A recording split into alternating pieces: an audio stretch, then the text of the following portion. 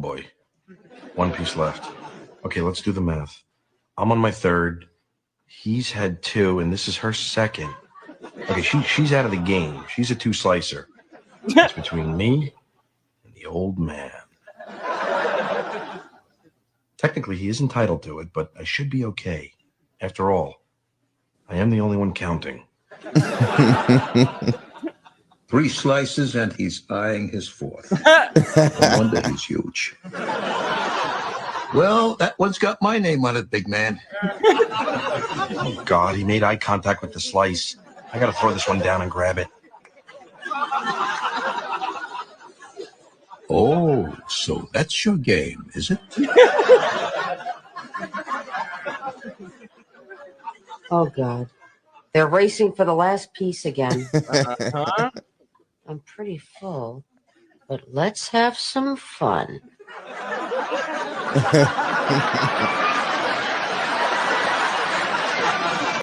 The only bird that dares to attack an eagle is a crow, but the eagle never fights back. Yo, Here's I why. just watched this today. The crow is the only bird bold enough to sit on the eagle's back and peck its neck. Pa, pa, pa, pa, pa. Relentless and annoying. But the eagle stays calm. The eagle doesn't flap, doesn't fight, doesn't waste energy. It does one thing. It rises. The higher the eagle soars, the thinner the air becomes. The crow, it can't handle that altitude. Eventually, the crow gasps, loses strength, and falls off. Not because the eagle attacked, but because the eagle ascended. Let the crows talk. Let them peck. You don't have to respond. Bars. Just keep going higher. They can't follow you forever. Your growth will suffocate their noise. So don't engage, elevate. I think Fire. Sounds like this show where is the eagle. Unscripted Logic. Hello out there, folks. We've got a show for you today. Hold on.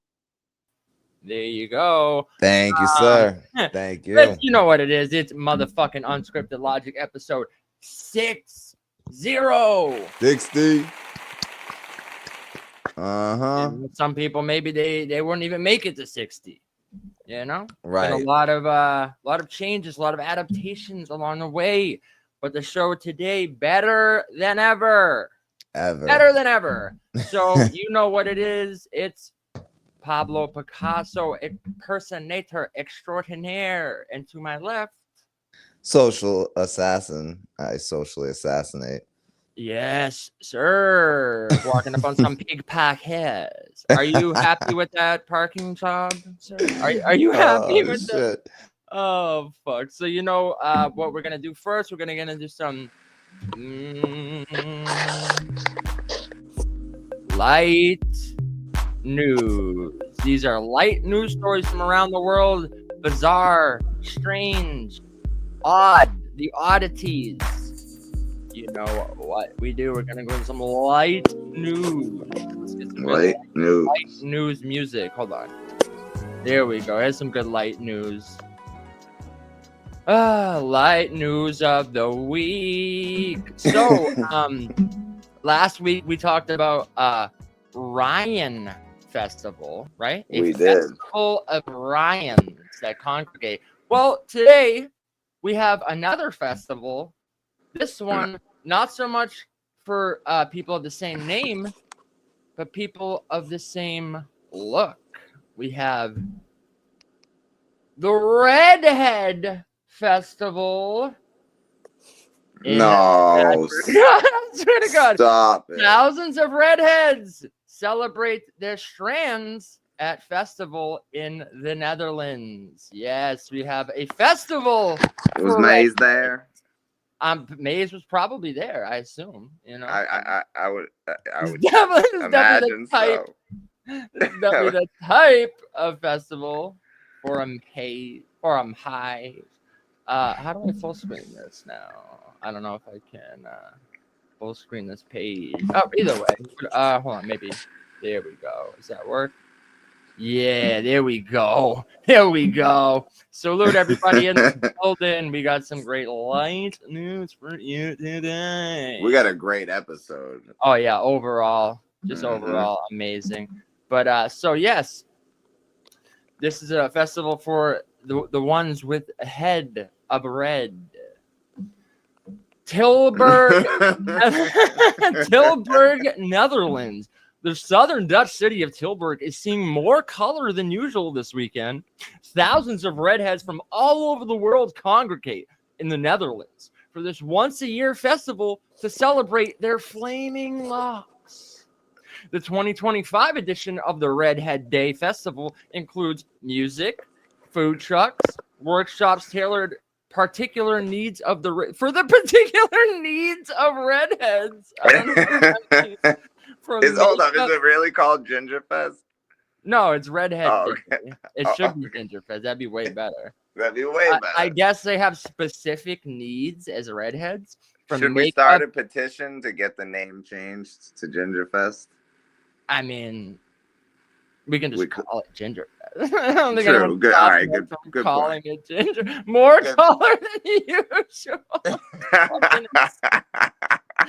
It's from Makeup Explainers. Was it hosted by Carrot Top? Well, let me fucking finish. I'm just asking. I had to read this line 4 times. Oh, Skin cancer prevention. There we go. Okay. Organizers expect the 3-day event to draw several thousand attendees from some 80 countries. So this is Ginger Woodstock. This is 3 Ginger days of Lollapalooza. 3 days of peace and red. This is the Lollapalooza for mazes. I wonder if there's a maze. Did Maze perform at this thing? Probably. I think his sister had a pop-up glizzy stand where she sells glizzies by the pound.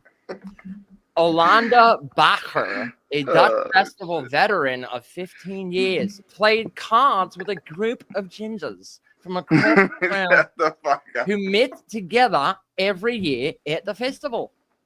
I came out of curiosity mostly. I see what it would be like, not to stand out in the crowd, but it would be really interesting to first experience. And I just keep coming back because I met some really nice friends here with red hair. Magician Daniel Hank traveled 6 hours from Germany to join the festivities, now proud to flaunt the hair that made him the target of bullying when younger. I think it's really easy.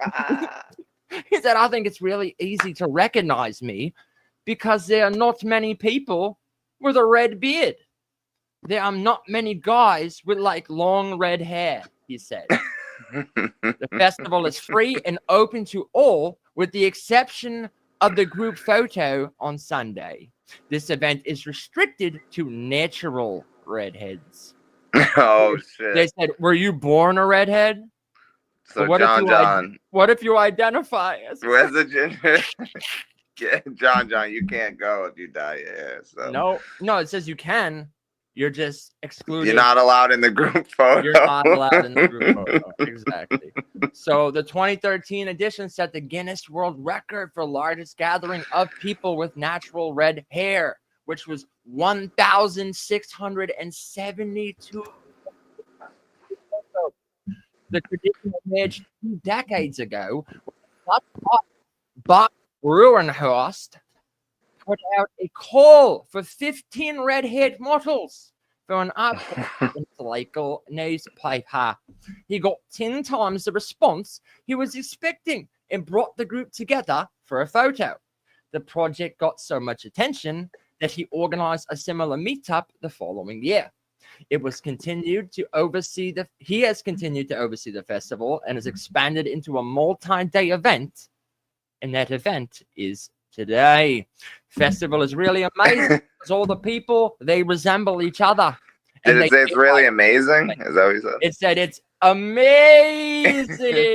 Oh, hey, oh. Where's my soundboard?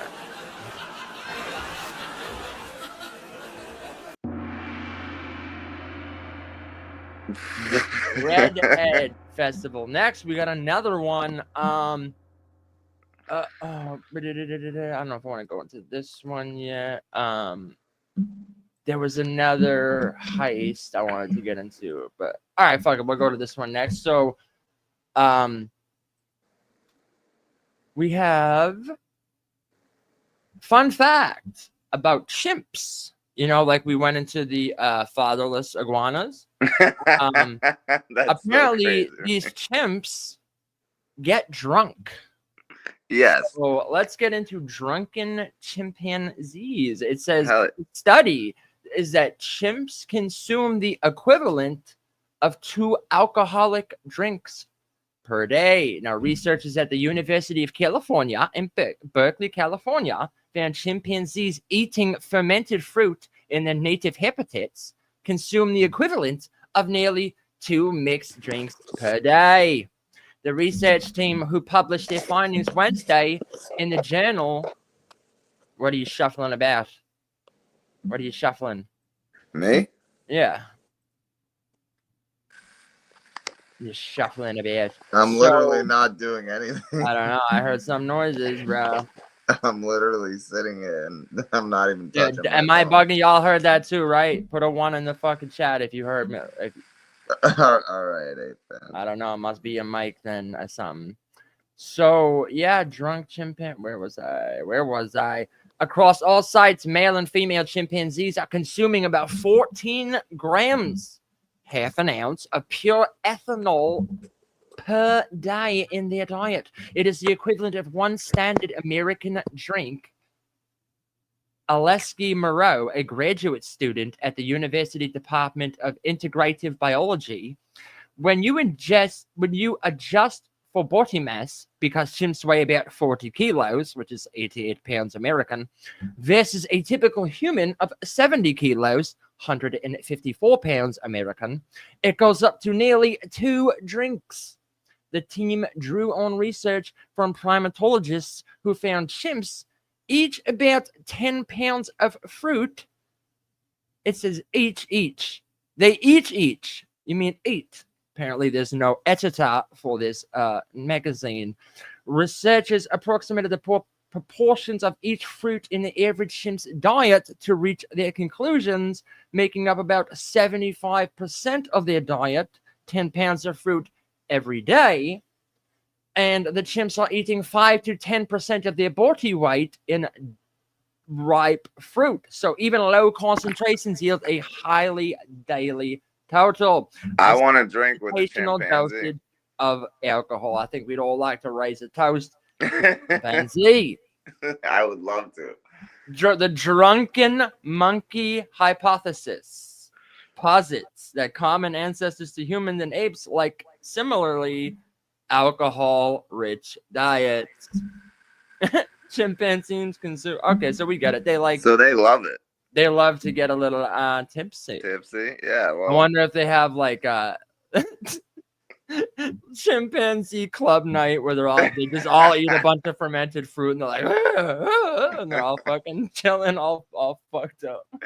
Oh shit. Oh, that's fire. So I just thought it was interesting, kind of like the fatherless iguanas. We got drunken chimps. Now, next on the docket, we have another festival. This one more, and also obtaining fruit, but this is Tomato Mania, Tomato Tina, the tomato throwing festival in Spain. Let's get into it.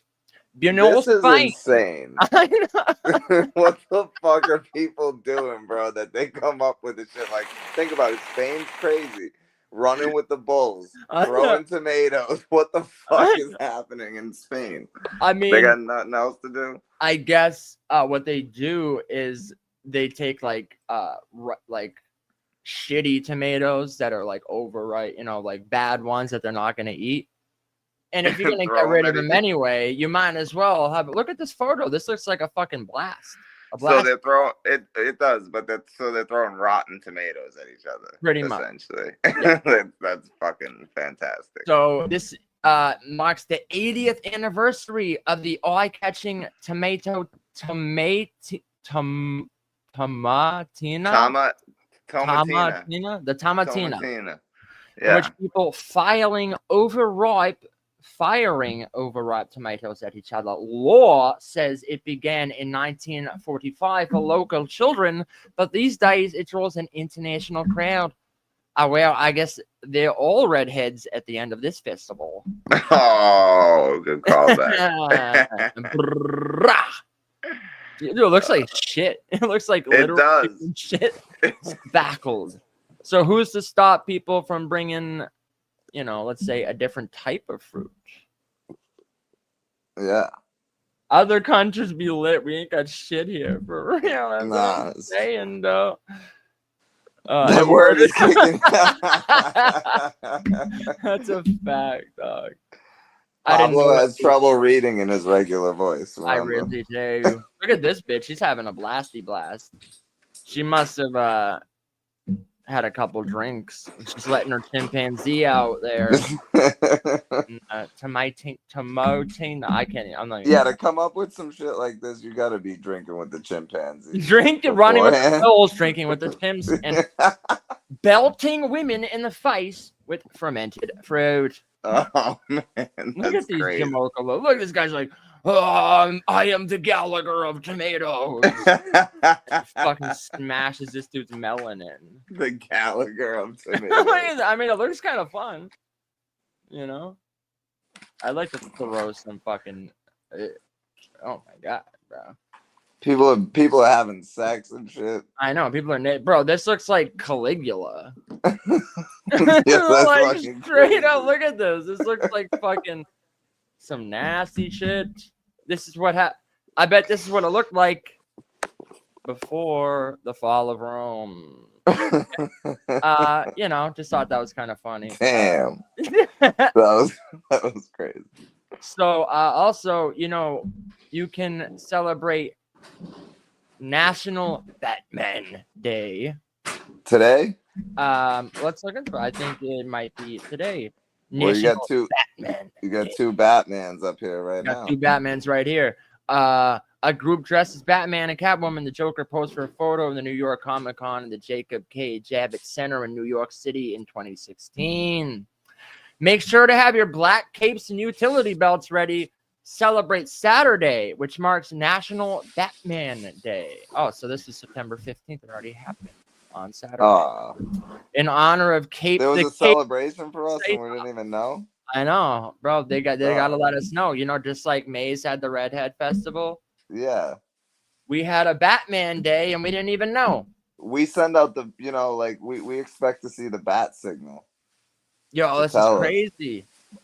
He amassed memorabilia collection worthy of a Guinness World Record. In 1988, he accumulated 8,226 individual pieces of Batman memorabilia. He said it was inspired to begin the hobby after reading A Death in the Family. Lardner began his collection mostly with comic books, but later ventured into action figures and other toys. Among his more rare finds are prototype Batman Camel cigarette box made in Europe. That's fucking great. That's fire. Yeah. A costume continuity binder from the 1989 Batman movie, along with dozens of set photos. Another dedicated fan who likely sank quite a bit of time into his devotion of the Cape Crusader is Keith Dinsmore of Portland, Maine, who built a functional Batman costume. Shout out Portland, Maine. The Guinness World Record for adding 30 working gadgets to the outfit. You know why? You know why he was able to do that? Why? Because in Portland, Maine, there's nothing to do besides like fishing and shit. And the guy's got so much time on his hands. He's like, I'm gonna fucking build a fully functional Batman suit. And he had the time to do it. Shout out to him.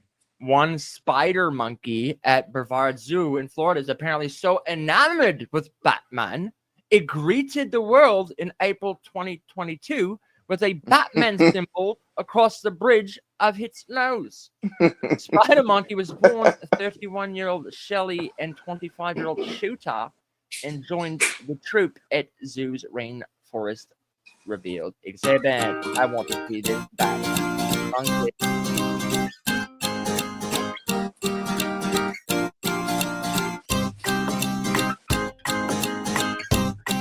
All right, show the friggin' Hold on, did she just stick her finger in his butt? What? What? What is she? What's she doing with her finger? Where's her finger at? Oh, there's a baby. Okay. Yeah, it's hanging upside down. What are you? I'm like, where the fuck is her What are finger? you talking about? All right, let's see the case. Wait, I don't see it. What? Is it the little baby monkey that looks like he got a mask on? Because that don't look like Batman.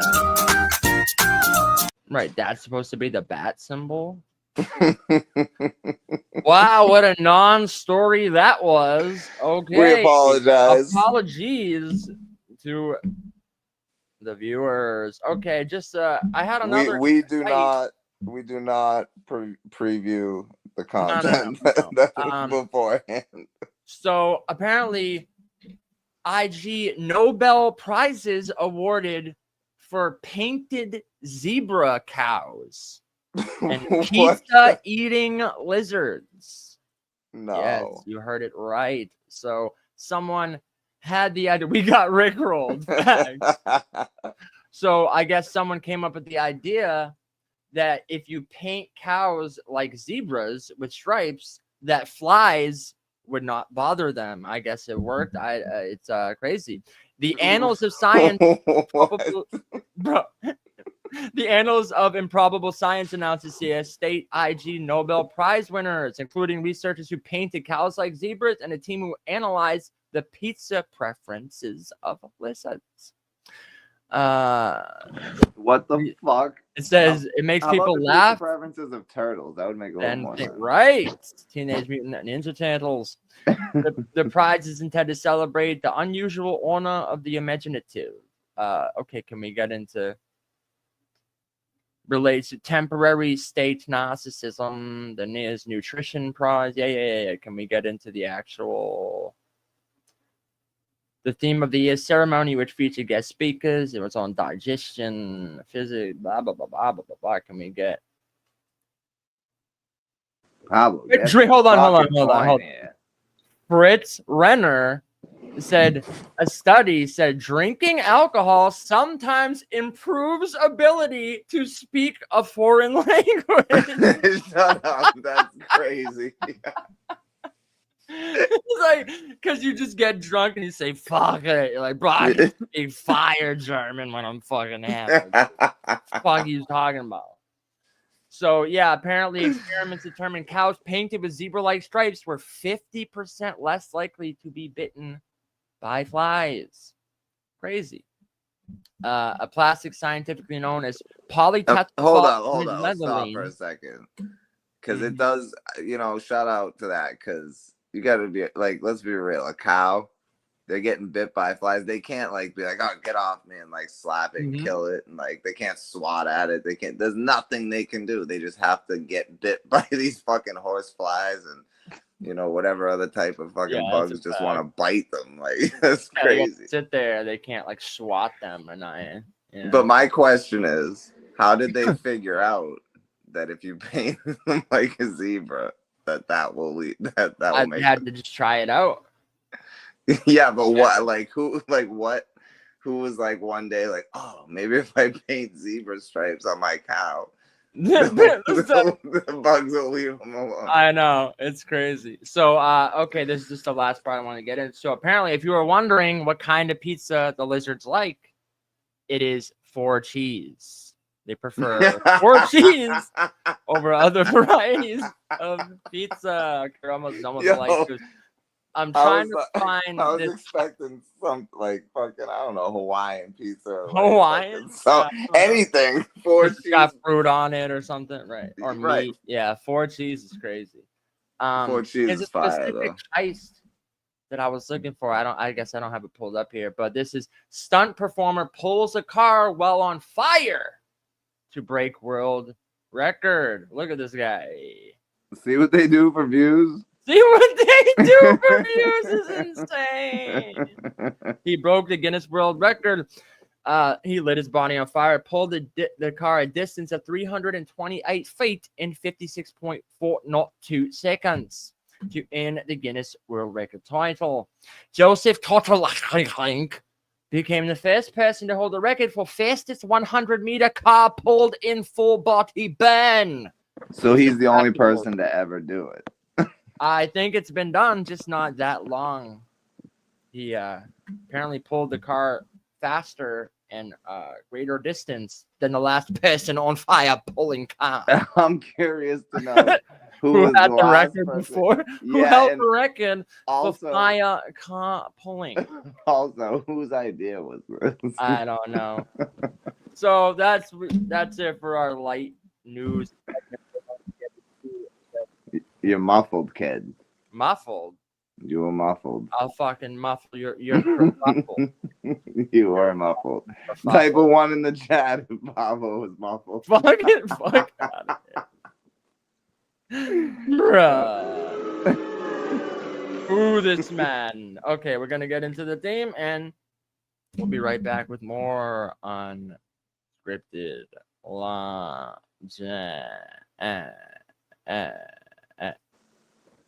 That's it. We're gonna do this the unscripted logic way.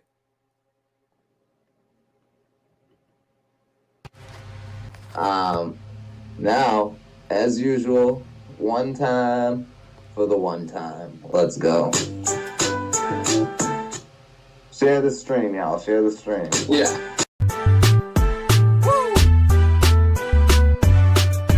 Come on in, y'all. Hit that like we're talking about technical subjects as though they just happen. It's getting heated cause they both have passion. Pablo, Picasso, social assassin. Friends dropping gems about stuff no one asked them. Hop on the panel and get to why you're wrong. Debated on the channel, so on and so on. Chop it up and discuss different topics. Come in and watch it. Unscripted logic. Come in and watch it. Unscripted logic. Unscripted logic. Every Monday from 6 to 9, we get perspective from different minds. And if you're not on my side, I can change your mind if you give me time. But while you're here, you should hit the like, cause we keep it raw every Monday night. Nah, bro. No, I'm fucking telling you. Oh my god. You don't know a goddamn thing. Are you serious? You're out of your mind. Exactly. I can't fucking believe this. Oh, please. Get the fuck up. Shut the fuck up. That's ridiculous. Bunch of Chuns and no goddamn thing. You don't know what the fuck you're talking about. Really? Yeah, okay, bro. Hello. Yeah, okay, bro. Give that ass. Pause. Never forget 5. 2 days ago was the 1-year anniversary of G Money's death. September 20th. Yeah, that's a fact. That's a fact. Oh my god. Rest in peace to D Money. Hold on, can we just have a quick moment of silence? Yes, we can. All right, that was quick enough. That was quick enough. What the fuck? So, we got a lot of great shit to get into, but I think this is a great way to segue. Oh, actually, I found the heist story. You want to get the heist? All right, let's. Whoa, you just got real excited. So yeah, let's get. Yeah. Hold on. Yeah. So, I did find. We love a good heist, and I found. Love a good heist. This heist is amazing. So September 15th. Recent unusual heights include a robber uses scuba gear. Hold on. Whoa. Wasn't last Monday the 15th? Where was this stuff then? I don't know. It didn't come. It happened on the 15th. So how would it be a news story on the day that it's happening? Oh, my bad. I forgot that this wasn't on this day in history. My bad. No. This was last week. Right. You should have brought it up last week on Monday. How? The 15th. If it happened on the day, it wasn't. It happened this year. It has to happen first. All right. Before I can bring it up. I can look into the digress. future and bring up something before it is known about. Jesus, dog. Well, you know, I gotta question these things. All right, go ahead. Yeah, bro. I was thinking it was on this day in history. Yeah. All right, go ahead. Continue. So bizarre heist at U.S. Disney Springs. Robber in scuba gear swims away with the loot. He said, "Swim in the loot. Swim me the loot. Swim me the loot. Swim me the loot." According to Orange County Sheriff's Office, the man entered after closing, took the cash, and left. The heist took all of 2 minutes. He was not your average masked man or Batman. Authorities in Florida are looking for a man who gave a new twist to the image of a robber, trading the usual balaclava or ski mask for scuba gear. Bro, it's Scuba Stevie! It's Scuba Stevie! It's Scuba Stevie! Speaking of fucking D-Money's death, it's Scuba Stevie. Yo, hold up. So he stole from Disney? Is that what it said? It's like a restaurant. Disney Springs. U.S. Disney Springs, a restaurant. Oh, okay. So, hold up. He did all this to rob a restaurant? Yeah, bro, wait till you hear how much money he got, though. Let's go.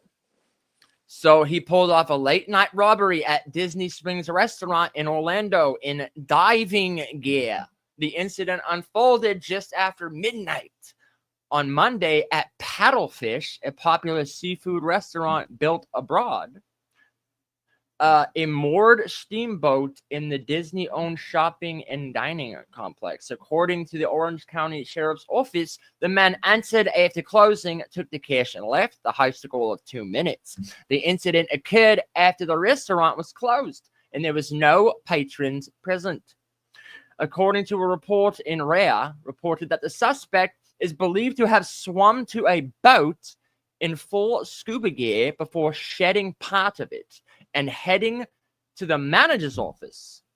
Employees counted. So he had somebody wait, a getaway boat driver, or just had a boat waiting. Yeah, I wouldn't trust anyone or want to split it, so I would just do the boat. Employees counting cash at the time said the man ordered them to close their eyes and count to 10. No, he said tied their hands behind their back. He did not threaten them with weapons. He reportedly left within minutes, escaping with between $10,000 to $20,000. Good for him. A photo released by police shows the suspect in goggles, a wetsuit, gloves, a scuba hood. They're calling him a blue beanie, like Scuba Stevie.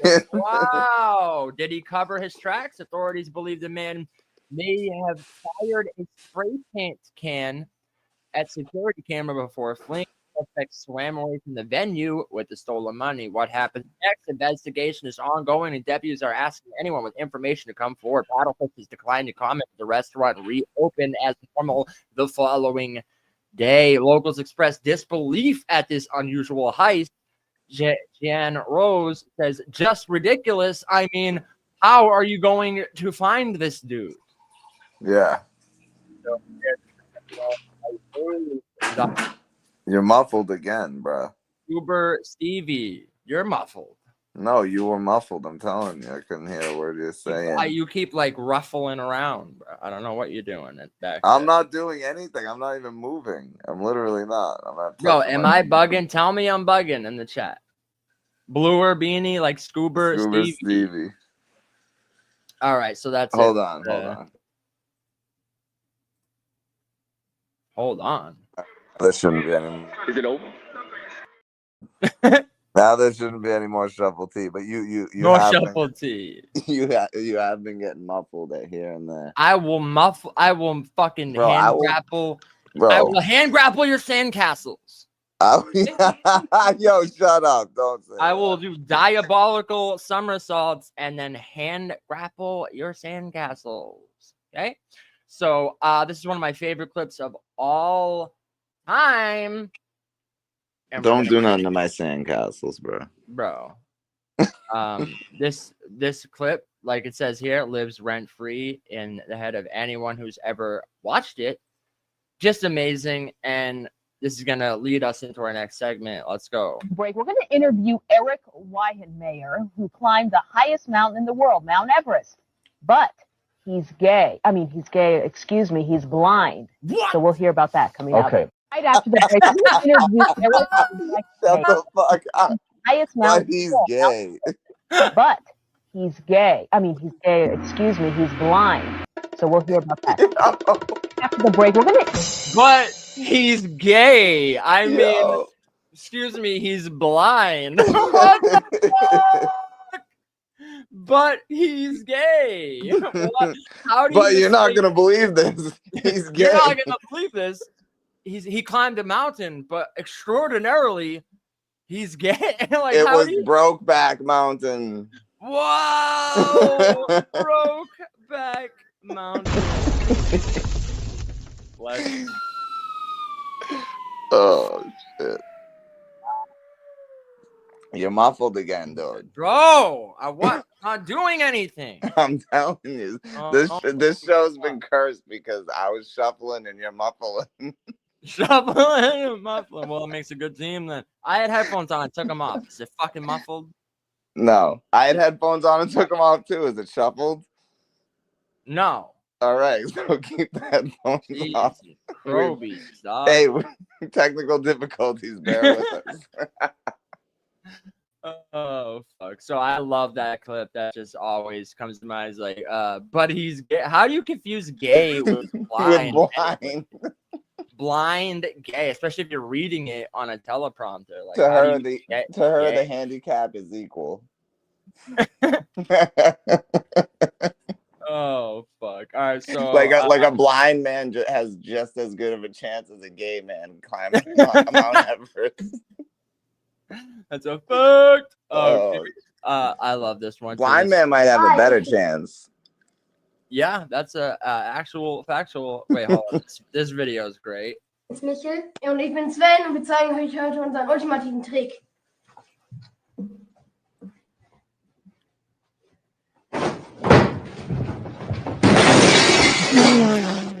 Hi, ich bin... What the fuck? Hold on, let me zoom in a little bit. Is that better? Is that better? Okay, yeah, ready. Ich bin Michel und ich bin Sven und wir zeigen euch heute unseren ultimativen Trick. The ultimate trick. It's that we are going to disappear the Jews. That is the trick. Yo, that was crazy. We're not disappearing. Hi, ich bin Michel und ich bin Sven und It's funny, the tablecloth pole was actually clean. It was clean. It's just he knocked his brother into fucking next week. And he knocked his brother into next week. They are both going to be grounded until get it? But oh shit. Wow, do we got some? Hold on. I love this one. This is a great one. Have you ever heard of hand wrestling? No? Hand wrestling, okay. And you've been doing this for a while. Yeah. Right? About a month or two. So your hands wrestle one another. He and said you you've been doing don't this know a which while, one. huh? He said, yeah, about a month or two. Yup. Oh, it gets better. It's going to win when you do this, right? I put my mind elsewhere. I let my hands decide who's going to dominate. Wow. All right. Well, please, let's see this. This sounds very engaging.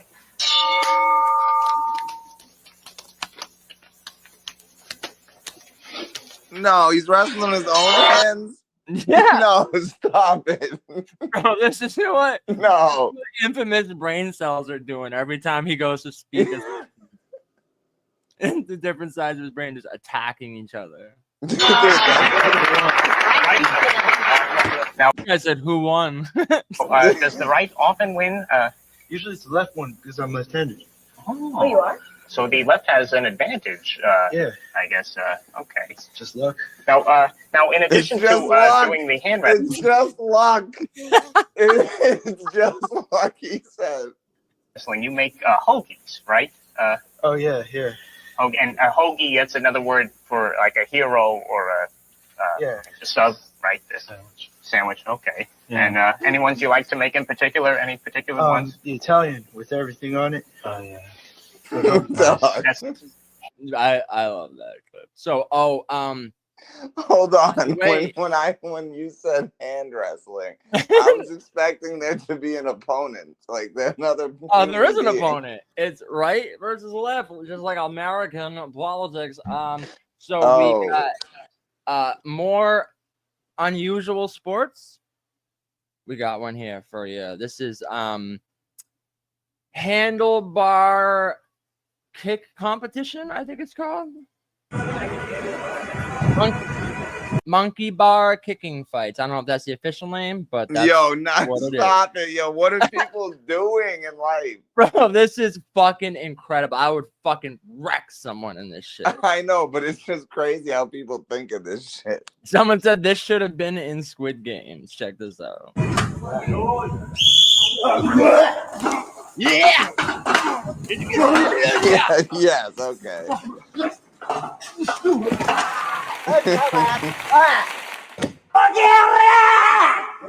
What the fuck?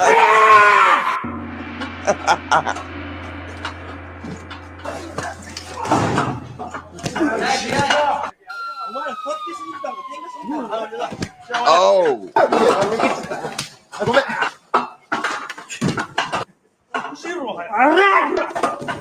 Oh shit. That is monkey bar kicking fight. Yeah. I know the noises were insane, bro. Love it. Fucking love it. Speaking of crazy noises, I want to hear some fucking Japanese fucking reading when you do on this day in history. Oh my god. I guess and maybe I had a couple drinks, I'd be able to speak Japanese even better. Yeah, you would. I am a Nobel Peace Prize winner. I just need a couple drinks in me and I could speak any language better, apparently. Yeah. Yeah, that's great. That's a great one. Also, if wrestling's so fake, explain this to me.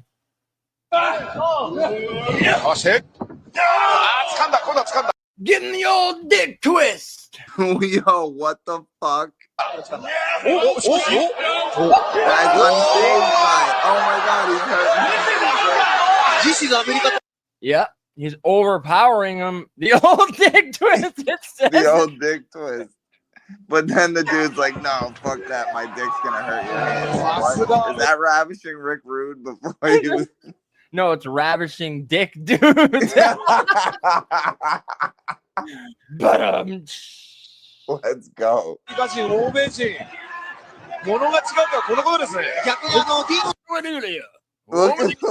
What the fuck? Oh, he slammed him with his dick. What's happening?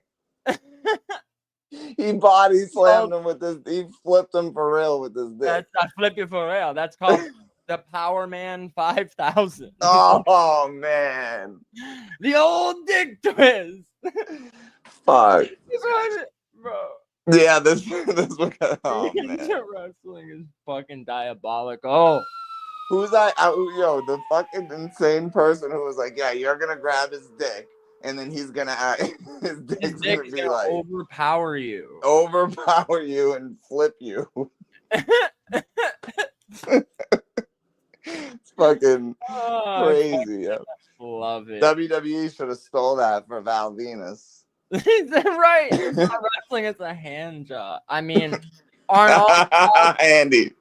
all jobs that are done by one's hand considered a hand job?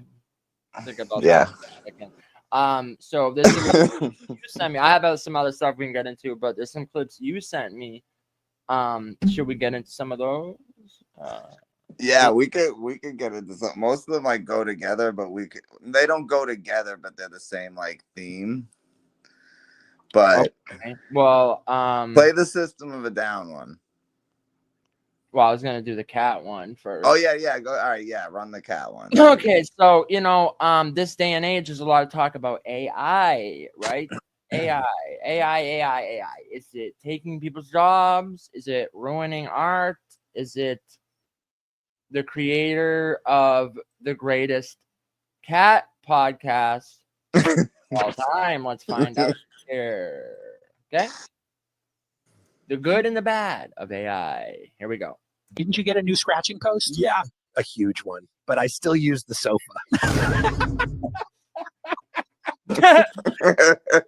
Today, we're presenting the top 7 ways to make our humans absolutely furious. Oh, yeah. Number 1's a pro tip. Step right into your own poop in the litter box and leave paw prints all over the house. Number 6, bring your humans special presents into their bed. Like a mouse. Or a nice fat insect. Number 5, act like you're biting an electricity cable. Bro, they panic. They think we're stupid and going to send ourselves straight to cat heaven. Number 4 is simple. Stop eating your regular food for no reason at all. They'll feed you treats as much as you want from now on. Number 3, scream as loud as you can when your human has an important meeting in home office. And damage as much as you can. Number 2, a true classic. Scratch the wallpaper, even though you've got a giant scratching post right there. And they act so dramatic when I do it. Number 1, wake them at 3 a.m. every single night until your food bowl is always filled. 9 of 10 cases. So what works best to make your humans notice you at night? Puking. Best on the carpet or the bed. Nah, bro. But when the head goes back and the laugh, that actually gets me. Like it's not even the cat laugh. That's fucking incredible to me. It is. I held it in all day. Didn't poop once. Yeah. Why? I had to wait until the litter box was freshly cleaned just to drop a huge one right after. That's a fact. It happened during my afternoon nap, and the vacuum just came in.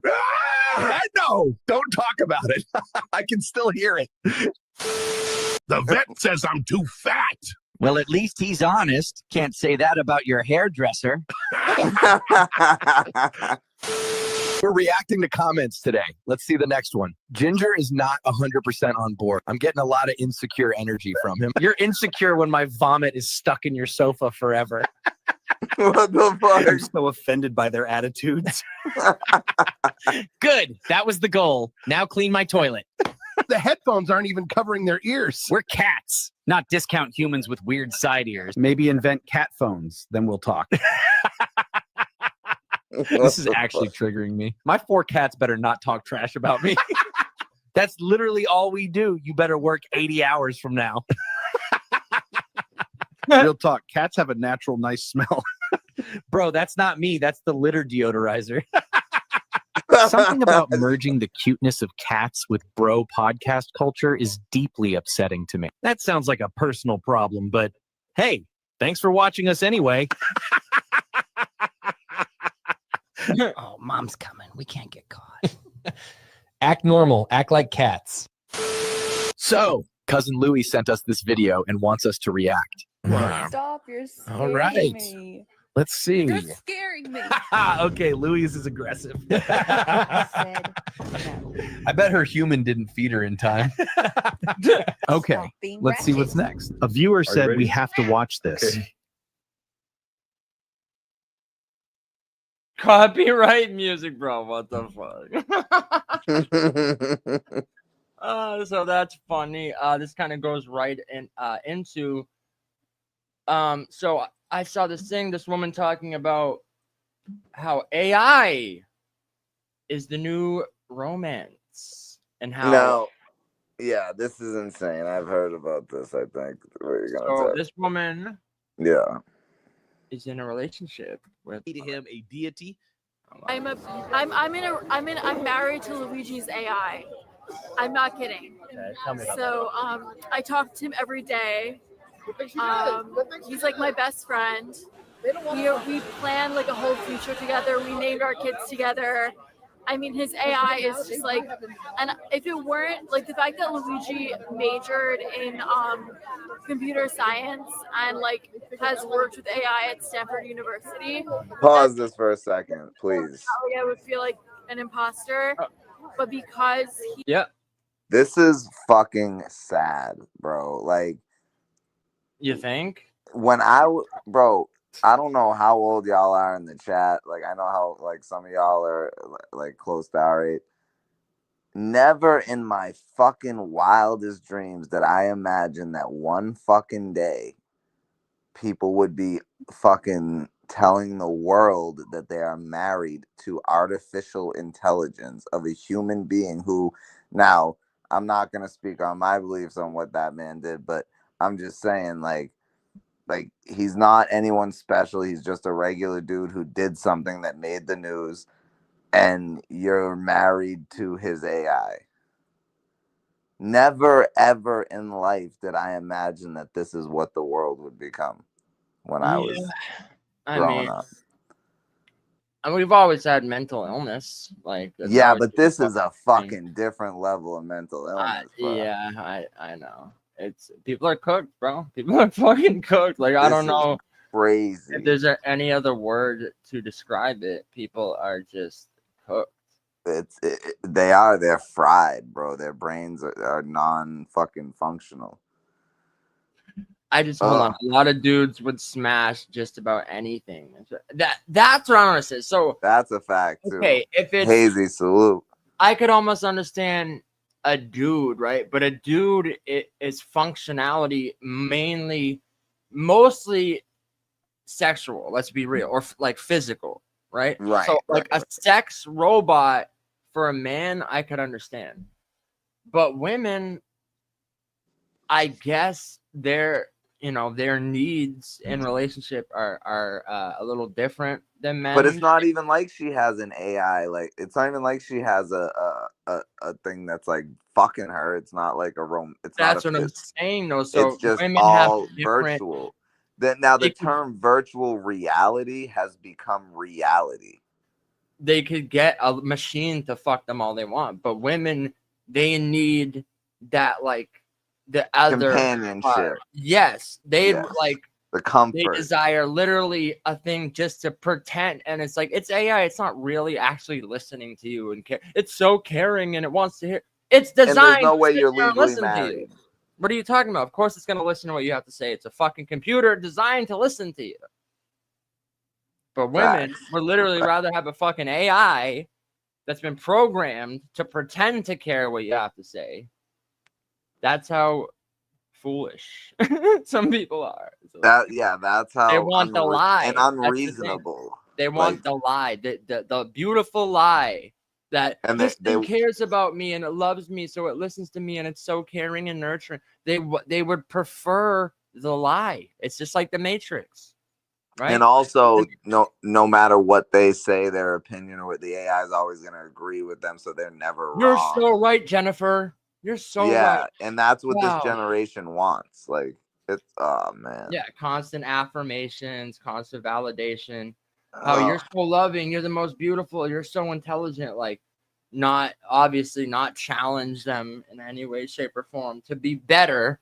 Not like, oh, you're kind of gaining some weight, Jennifer. Maybe you should eat healthy. Yes, you do look fat in those pants. Like, you know what I mean? Like, that's what they want, though, for real. But bro. that's what they need is what you just said. Yes, those pants make you look fat. A robot might Lorena Bobbitt.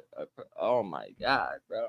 I don't know. I don't know nothing about sex robots, but I'm saying this AI shit is getting out of control. This girl, look with the flowers in her hair. Like, there's nothing wrong with a girl putting a flower in her hair, but she looked like goddamn Minnie Mouse with bags. Well, that's why I said, Mac. Like, I understand if you've ever seen the movie. What the fuck is the name of that movie? With Oscar Isaac and the one with the fucking robot chicks and god damn it, what's it? Ex Machina. If you've ever seen Ex Machina, bro, honestly, the Asian robot chick, fucking beautiful. and she just like walks in, she dances, she don't like talk, but like a dude, I could 1000% understand a dude wanting like a beautiful. Yeah, only talk to me when I want certain things. Only speak when spoken to. Cook for me. Like, do my laundry. I And could other than that, shut the 100% fuck see up. that. You can mute them. Right. I'm just kidding. We love women. We respect the ladies. Protect the ladies over here. But women, like this woman, is using it for the opposite purposes. Right. All the other shit. She wants the non-fake bullshit conversation and like for the contrived Look at the chemistry. Right. Good call. Right, look at the bags under her in eyes. her Though. eye. I was just say, look at the deadness. She doesn't even sleep because she's up all night talking to this AI. That's true because Luigi the Mangione. AI doesn't need to sleep, so she probably stays up all night fucking talking to it too.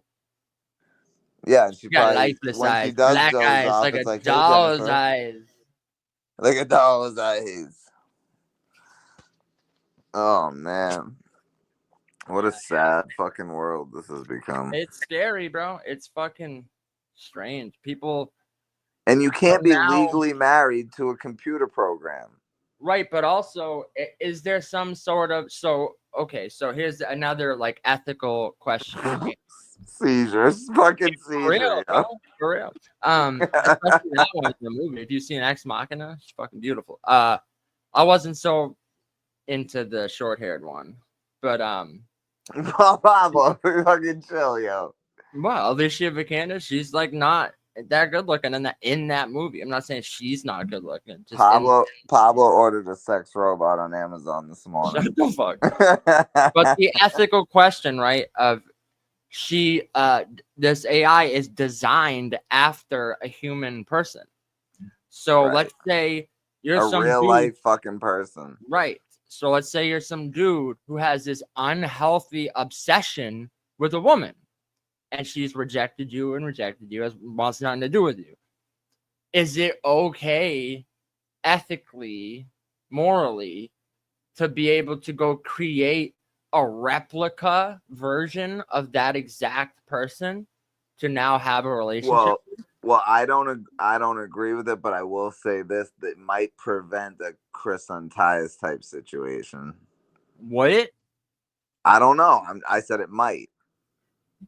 Or would it just, because the thing with these Encourage sickos them is more? it's never enough. It's never Right. No, enough. It always escalates. So eventually it won't do the trick. They'll have to go do the real thing, and it might just be like training for them. Even people who watch porn, like eventually, like regular porn's not enough. You got to watch fucking people taking dumps on each other. But my question is, like, let's say it's you, right? Let's say some girl's fucking obsessed with you, and you're like, nah, I'm good. And then they create a 100% replicated AI version of you. Oh, I'm sure there's AI versions of me. To be in a relationship with, like PZ. Like PZ has his headless corpses in his virtual fridge. Apparently not anymore. Well, I don't know. But his channel got taken down apparently. But continue. But so the ethical question then is like, should that be illegal? Because it's stealing your likeness. Yeah. It's my question. I don't, like I said, I don't agree with it. Illegal, like I don't like.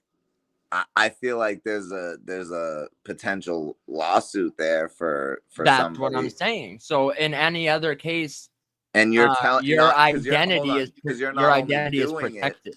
You're not just doing it in the privacy of your own home. You're going into these fucking protests or these marches, and you're fucking telling it to the world that you're married to an AI version of me. That to me is like, I don't know. It's got to be some sort of invasion of privacy. It's got to be some sort of civil lawsuit there. And all right, but my question isn't if it is or not. Should it be? Should it be? Should it be illegal for someone to create a replicated AI version of you not to only have a relationship with? Not only should it be illegal, but people like her should be put in an insane asylum. I agree. They should. I wouldn't say just put in, but they should definitely be evaluated. Absolutely, Absolutely evaluated. 100% evaluated. You need to be like evaluate. You need to go in there for like a week and like go in maybe there get, for like a week. It's crazy. Yeah, I don't know, bro. Like you need to. This is like maybe you need to spend 28 days in there. Like it's rehab. Like I don't know, but you Not need like some Inception. Yeah, you need help, bro. You need help. I do think 51 51 piece and 51 by design. Yeah, I do think in the future, but that's where we're headed to in the future though. Like if you have sex robots, if you have AI where you could create it to be whatever the fuck you want, instead of just having like the movie Her. You ever seen the movie Her? Yeah, where he falls in love with the AI operating system. Now imagine you could have that AI be literally whoever you want it to be. So now you could have a Scarlett Johansson or something. Or Salma Hayek.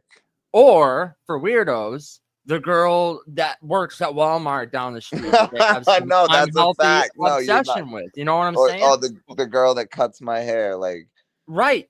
People are absolutely gonna create versions of their crushes that, and I just think it's just gonna lead to more antisocial behavior. Like, hey, bozo, how about just go have social skills to be able to go talk to her in real and go ask her out on a real date in real life.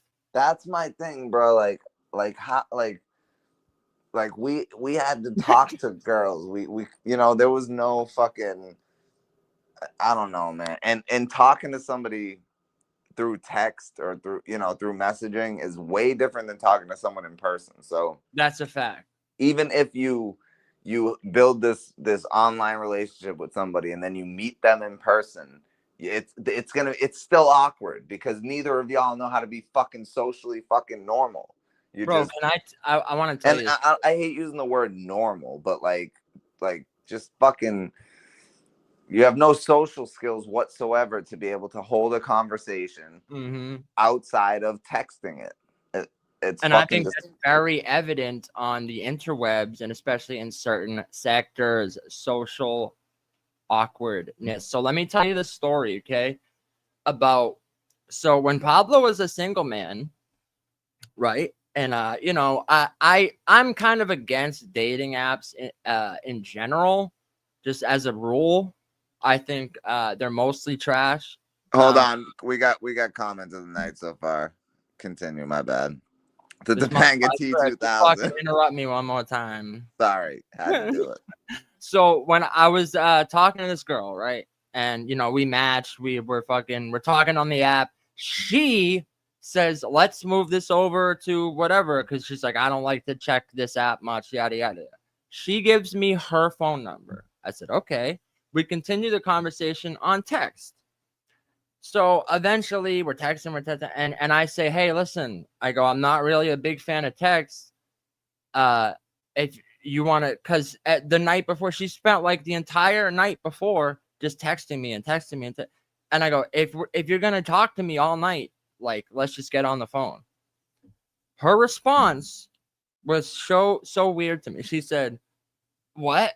And she said, "I don't like talking on the phone." I go, "I get that, but we're talking anyway, though." I go, "The difference is right now we're writing letters to each other and then mailing them back and forth like we're in the 1700s. I go, it's a lot easier to tell if you have chemistry with someone, if there's a flow in the conversation." I go, "I don't know what you sound like."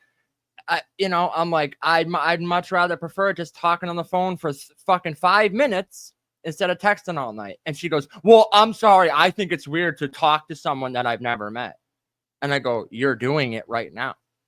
You're talking to me right now. You're just typing every letter you have to say instead of just saying it." And I go, "Also, every person you know in your life, at one point, you didn't know them until you talked to them. What is your argument?" Like, I was like, not trying to be a dick, but at the same time, I go, "I'm sorry. I think my time is valuable, and I don't want to spend a week texting back and forth just to find out when I finally do talk to you that I can't even stand the fucking pitch of your voice, or And that it's we not have even like you're saying meet me in person. You're like, I just want to talk to you on the I said, phone. let's just talk on the phone for 5 minutes so we can see if we have a good flow of conversation. And she was so opposed to it.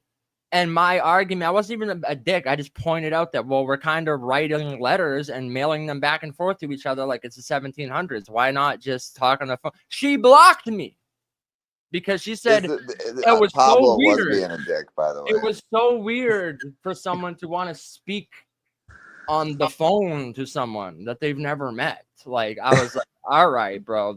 People are cooked. People are so cooked that it's like, I feel like we've lost that part of like, we've lost touch with reality, bro. This is what I'm saying. Virtual reality has become a real. Remember that song from the 90s, Virtual Insanity? Like, virtual reality is now reality. But people are just, they're even so as simple as comfortable. texting. People are so comfortable, like just sitting behind the screen, sitting behind, like, oh, the phone. I don't, it's uncomfortable. Like, yeah, I'm sorry, but meeting someone and going on a date and all that, you don't think I'm going to be uncomfortable? You don't think I'm uncomfortable? That's part of dating, is the like, people want all the benefits of stuff with literally none of anything. It's like, okay, you want none of the uncomfortableness of dating someone? What are you talking about? I'm sorry, the first date's going to be awkward. The first time we go to kiss is going to be Pablo makes women very uncomfortable. Shut the fuck up. I'm just...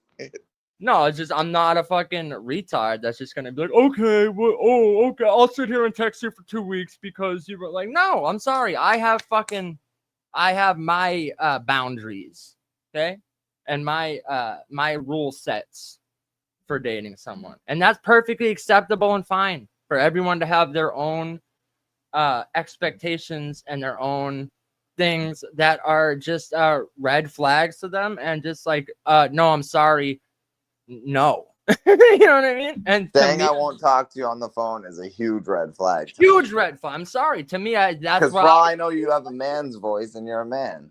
Exactly. And Social, remember right before this situation, I did deal with that with this girl I talked to for like a couple days, and then she just gave me weird vibes, and I felt like she was a catfish. And I said, even though she had like a pretty good fake account with like a decent amount of people, but wasn't like absurd, so like seemed real enough, but I just kept getting, it looked real. And she would not get on the phone. She would not. So I said, like, I'm sorry, but after that, like, pick up the phone and talk to me for 2 seconds. To me, it's the same thing as like a DJ Steven Monsanto who's like, no, I can't. It's like, well, what are you hiding? What are you hiding? Like, at that point, I'm sorry. I don't want to waste my time talking to someone. Besides your Adam's apple. Right. So, I mean, that's just, my own personal preference, bro. If other people are fine and they like to, like, it is what it is. But to me, texting is a surefire way to miscommunicate what the fuck you're trying to say, and for people to get offended and miss the context cues. And it's a thing. They call it texting voice, where everyone reads a text in a certain tone. Like, right? Social could text me and be like, I'm running a little late, but if you wouldn't mind, could you set the live for later? Now, I could read that like he actually said it, like, yo, I'm running a little late. Could you do if you want to just set it later? Like he would say on the phone. Or I could read it like, if you want to go set the live for later. Right, you're right. That's how people read text. So it's a surefire way to, because like I don't have time for this shit, so you do it. 100, dude. Communication is like 80% tone, cadence, inflection, pauses, even just like bars. It's even more, exactly. It's even more than just tonal too. So even on the phone, there's still chances for miscommunication, that you're not getting the look on my face, you're not getting the hand gesture. So like certain shit like that. Oftentimes I sound mad and I'm not. Right. That's what I'm saying, dog. So I'm sorry, but text is like the worst possible way to communicate with someone, in my opinion. It really is. So if you're single and you're trying to talk to people, I would encourage you to be like, oh, hey, let's get on the phone. And then when you get on the phone, don't sit on the phone and talk for 2 hours. Be like, the reason you get on the phone is to set up an in-person meetup eventually. You could have a little witty banter, a little chit chat. You go, okay, to feel it out. If you feel like it's something you want to keep going, you go, hey, what are you doing Monday? And she's like, oh, I'm busy Monday, but, right? That's a perfect question. Instead of just, people make this mistake when they ask a girl out on a date. Right. They go, oh, what are you doing this weekend? Too broad of a question. Okay. Too broad. You say, you say a specific day. If she says, oh, I'm busy that day, blah, blah, or she's not, but she goes, oh, I'm busy Monday, but, and she offers you when she's next free, that means she's interested. Okay. If she doesn't offer that information, that means she's not really that interested. Or she just wants to continue to get your attention and talk to you and yada. So that's a good way to test the waters, Yes. Now I want to address Nando's comment here. Now, yes, it technically is an interview. Yeah, it technically is an interview to see if I can dig your vibe, if we can connect on a different level than just fucking having a conversation through text or even over the phone. I would argue it's the most important interview of your entire life. It's absolutely like, say you want to hire someone for your company, right? You're not going to ask them questions. You're not going to see what type of person they are. You're not going to see their background. You're going to wonder, okay, do you have a criminal record? Are you fucking, are you a loser? But in this case, the company is your life. And this person isn't just, that's a fact. And they're not just like the secretary or, oh, they work in this one consulting. No, they are your business partner. So would you open a business with a partner that you didn't know or thoroughly have enough of an interview process? Never. They're your partner. You don't even get hired at McDonald's without having an interview. Facts. So this is the most important job that someone could have in your entire existence and the enterprise of you. So of course you need to interview your partner. Understand? Yeah, that's a fact. That's a fact. But I know Nando's a little younger than us, so maybe it's a generational thing. But to us, yes, Pablo just broke it down absolutely perfectly. But yeah, it is an interview. It's your life, man. Like if you get too connected with somebody through text, and then you meet them, say you talk to somebody for fucking 6 months, right? Sometimes a year, whatever it is. Yeah, I'll never understand that. And then you meet them and you can't fucking stand them because the person they're giving you through text is so much different than the person that you're going to meet. And it could be like you meet them, they fucking chew with their mouth open. They talk through movies. They talk to them. They do a fucking little girl voice that's like, it's like, oh my God. They like all kinds of weird shit that could just be like, no, I don't want to deal with this for the rest of my life. They snort when they laugh. Actually, I find that kind of cute, and I actually my girl does that, bro. Yeah, no, I find that kind of. I'm not gonna front, but I'm just giving examples. So other people might not like that, But maybe she snores hella loud.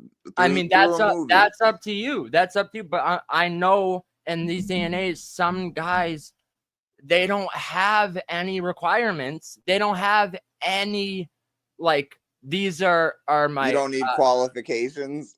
Not only that, but they don't have any okay, no, this is a no-go for me. This is an absolute non-negotiable. If you do this or you're into that's a no for me. Guys don't have that these days. They're so desperate to be in a fucking relationship with a girl. They'll have nothing in common. There's no fucking chemistry. Well, all they do is fight. It's just like, oh, I enjoy the sexual time we have together. You don't even like the same shit. You can't even have a fucking conversation together. Nothing about you fits. They're trying to jam a square peg in a round hole. And they'll see red flag after red flag after red flag, and they just accept it. But I'll tell you why. I'm gonna tell you exactly why men are like that these days, right? Because women are dating AIs. Damn. So it's like, what are they? What are men supposed to do, dog? I don't know how you supposed to compete with a fucking AI generated dude who's like, I Yeah, will 'cause listen. I'm listen. gonna tell It you. says we listen and we don't judge. Yo, because I'm gonna tell you, if you come out to me and say, "Do these pants make me look fat?" I'm telling you, yes or no, truthfully. But guess what? That is a byproduct of love. If someone has a fucking booger hanging out their nose, you think 100%? Look, listen, I'm being dead serious. Someone has a booger hanging out their nose. They got food in their beard or something. You think it's loving to not tell them to go out in the world with a booger hanging down and be right, Pablo. I know I've said to you like, yo, you and got to something in be your beard. now they're gonna be embarrassed everywhere they go because you were too afraid to speak up. No, and you're walking with them, constantly looking at it, like, right? But you're not saying You love shit. someone, you're gonna tell them, hey, you got a booger right here, and it might be a little uncomfortable for that 2 seconds with you, with someone they know and are comfortable with, be a little uncomfortable for 2 seconds, or they can go out looking like a goddamn fool for the next 2 hours because you didn't tell them. That's not love. That's not loving someone. If me and Pablo, when we went out to Boston, I'm like, if Pablo had a booger in his nose and we were about to go live and we were on camera, I would be like, hold up, you got a booger in your nose, dog. Take that shit. People think like, well, oh no, they'd rather just not. They'd rather not have the uncomfortableness of the conversation. I'm sorry, then you don't love They'd that. rather let you walk around with a fucking Right. booger. So guess what? Guess what that means? That means you love your own comfort more than you care about this person. You're selfish. That's comfort zones have become too people are too reliant on their comfort zone and too afraid to get out of their comfort zones these days. And their comfort means more than anything else, and how much they care about someone else. And that is a problem. And with that, we're going to take our first commercial break. We'll be right back. We appreciate this might be the best commercial break ever on Unscripted. Yeah, that's a fact. Definitely hit the like and subscribe if you're not. I don't know what y'all are waiting on. Don't go anywhere. Definitely don't go anywhere. We will be right back with more Unscripted Logic. Did you send me this on Instagram or? Yeah. It was like the second or third thing I sent you. Now, guys, do not go anywhere, especially if you're up there in age like me and Pablo. If you're in your 30s or 40s, you do not want to go anywhere. Oh my God. Yeah, this is fucking great. Oh, shit. Ready? Don't get caught in the crossfire. Crossfire. Sometime in the future, the ultimate challenge. Crossfire. Crossfire. You get caught in the crossfire. Crossfire. You get caught in the crossfire. Crossfire. Crossfire. Crossfire. You get caught up in it. Incredible. Crossfire. All right. Actually, I was gonna play the song, but we have some more 90s commercials for you. Salute, hit that like button, and we'll be right back with more. Do not go anywhere. We promise. Episode 60. 60. We got more to come back with, but in the meantime, these are 90s commercials. Let me guess. You crave a big, bold taste. You crave the wave. Everybody wants it. What you gonna see? Everybody wants it. Baby, don't you see? A lot of flavors. Everybody wants it. Everybody wants it. Everybody wants it. So what's it gonna be?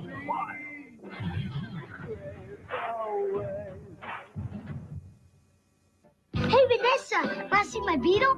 Hey, Alex, want to see my dragon? Why? Good one, Vanessa. When you buy your kids a $1.99 hamburger Happy Meal, they can choose a cool $1.99. or the Littlest Pet Shop toy in special boxes with punch-outs or trading cards. One with each Littlest Pet Shop Transformers Happy Meal. Okay, listen to this one. Why do robots keep batteries in their wallets? Because they like to charge everything. Boy, am I glad I got my sense of humor from you, Mom. Have you had your break today? How can I be a worthy mother when all I want is my children's cereal? Kellogg's Frosted Flakes just for kids? Brave adults say no. My wife said she'd do anything to help. I told her to get me a spoon. Now more than ever, these adults are delicious crunch. My passion finally led to a marriage of convenience. He's a milkman. Come on, give in. Frosted Flakes have the taste adults have grown to love. They're great. MGM Family Entertainment presents the only all-new animated film this season. Wow! As one of the most popular films in animated history adds a new adventure. You're out of breath and the fun hasn't even started yet. All Dogs Go to Heaven 2, rated G, starts Friday. How do you like your minivan? Ford Windstar is an any minivan. Why was she bent over like that in a kid's movie? That thinks it's a car.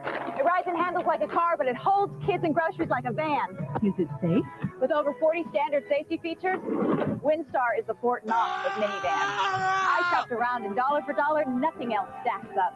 Now get $1,000 back or low financing on Northeast Ohio's best-selling minivan. Windstar is an all-around great minivan.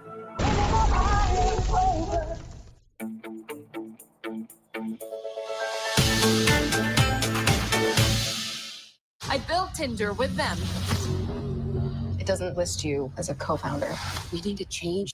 The X-Files, now for sale on video. What I find fantastic in that there are answers beyond the realm of science. With secrets never before revealed by creator Chris Carter. Listen to me, Scully. This thing exists. Own the classic episodes selected for this exclusive video release.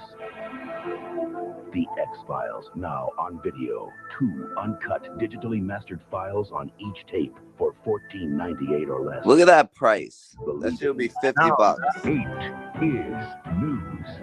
8. Find out how a courageous cat risked her life to save her kittens. At 10. Yes. I wish this could last all night. All night, all night, all night. Duracell. Oh, it can. And tomorrow night, and maybe the next night, and the following day. The copper top. No battery is stronger, longer. Wow, even then they had Yo, remember that commercial, dog? Yeah, I do. That's crazy. So yes. I know Cole remembers these commercials. Oh, it's fire. So we're back with more unscripted launching. You know. Yes, we are. Yes, little we are. quick break there with some 90s, bro. The 90s are. And if you, the 90s were the best, dog. And if you fuck around in this chat, you'll get caught in the crossfire.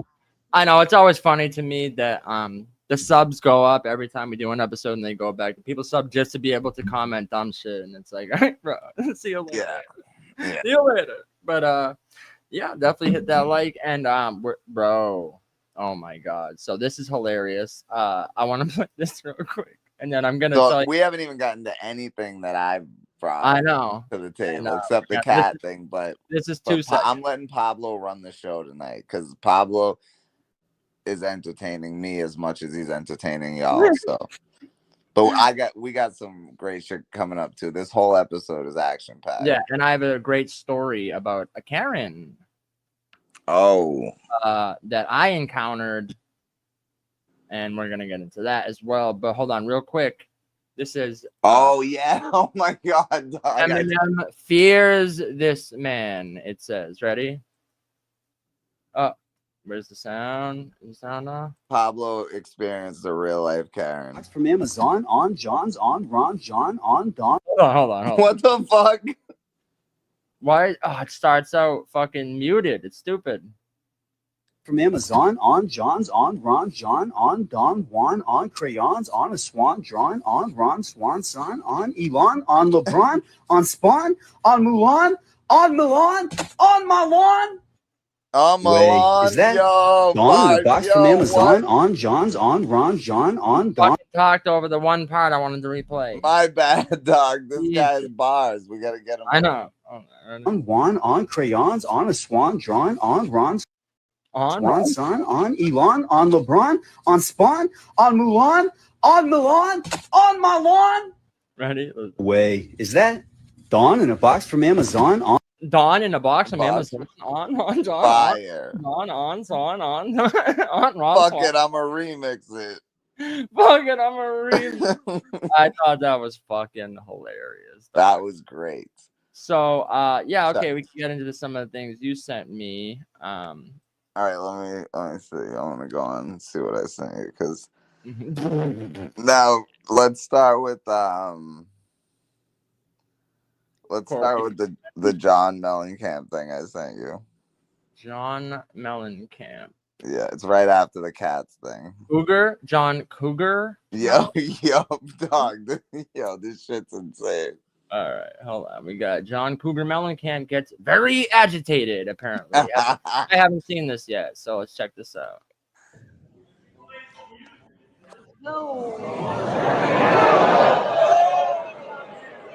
What do you think I've been doing, you cocksucker? Now, here's the thing, man. You don't know me. You don't f***ing know me. Hey, Joe, find this guy and let me see him after the show. Guys, I can stop this show right now and just go home. Tell you what I'm going to do. Since you've been so wonderful, I'm going to cut about 10 songs out of the show. Here we go. A little ditty. Jack down and tonight is good. In our land. Show's over. Yo, he starts playing his most famous song, and then it's like, show's over. Bro, that was amazing. I feel him now. Sometimes it's like, bro, you ungrateful fucks. Like, what do you think? The guy's like, play some music. It's like, bro, first of all, I'm like 80 fucking something years old. I know. I'm like, I'm taking a little breather between songs, you know, like, give me a fucking break, dog. People are just fucking entitled, bro. And I'll tell you, bro, did you see on my video the other day, right? Someone left a comment and they said, I promise you this would get more views without all the commentary. Yeah. And I said, I promise you, I don't give a fuck about the views, bro. Right, because so caught up in the more numbers, I go, okay, then it would just be a compilation channel, which I'm not. It's like Locksmith said, a podcast, people reacting to a reaction about a podcast. Like, that's what, like, without Pablo's commentary, it's a different thing entirely. So it's just replaying a video that I said, first of all, then it wouldn't be my content. Right. Every view, and I mean, sadly, he's right. It would get more views, but none of those views would be mine. Right. They would be viewing this thing. And I go, that's like saying The Godfather, more people would watch The Godfather if it was less talking and more shootouts. It's like, yeah, okay, but then it would lose the thing that makes it The Godfather. That was a great point. It's a different thing entirely. So I go, it's okay if it's not for you, but I don't understand because I've never seen that comment to any other commentary channel. And I asked these people and they say they watch Moist Critical, Too Lazy to Try. They'll watch fucking Sports Center. All these shows that are nothing but commentators. Listen, when I watch videos of people reacting to stuff, the biggest thing for me is how they narrate it, how their commentary is. Like that San Joaquin audit guy we watched last week. Like Pablo is top tier when it comes to commentary, and that's not just because he's my friend. That's because I genuinely, when I watch his shit, even on my own time, when I'm not with him, I'm not fucking talking to him. I'm at home getting ready for work or whatever. I'm listening to something that he's doing. I'm fucking laughing my ass off. I said this to, I think, B702 the other day. He said, he's like, oh, I was going to make a compilation, but there wasn't a lot to go off. People aren't doing a lot around here. And I said, yeah, unfortunately, I think some people, they don't know what kind of content they want to create. They look to the crowd to say, what do you want? And to me, I go, I prefer watching content, I said there's 3 major points.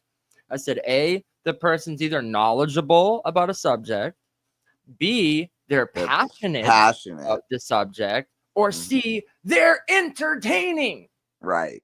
If you're neither of those 3, why the fuck would I listen to you talk about something if you're A, not knowledgeable about it, B, not passionate about it, and C, you're not fucking entertaining?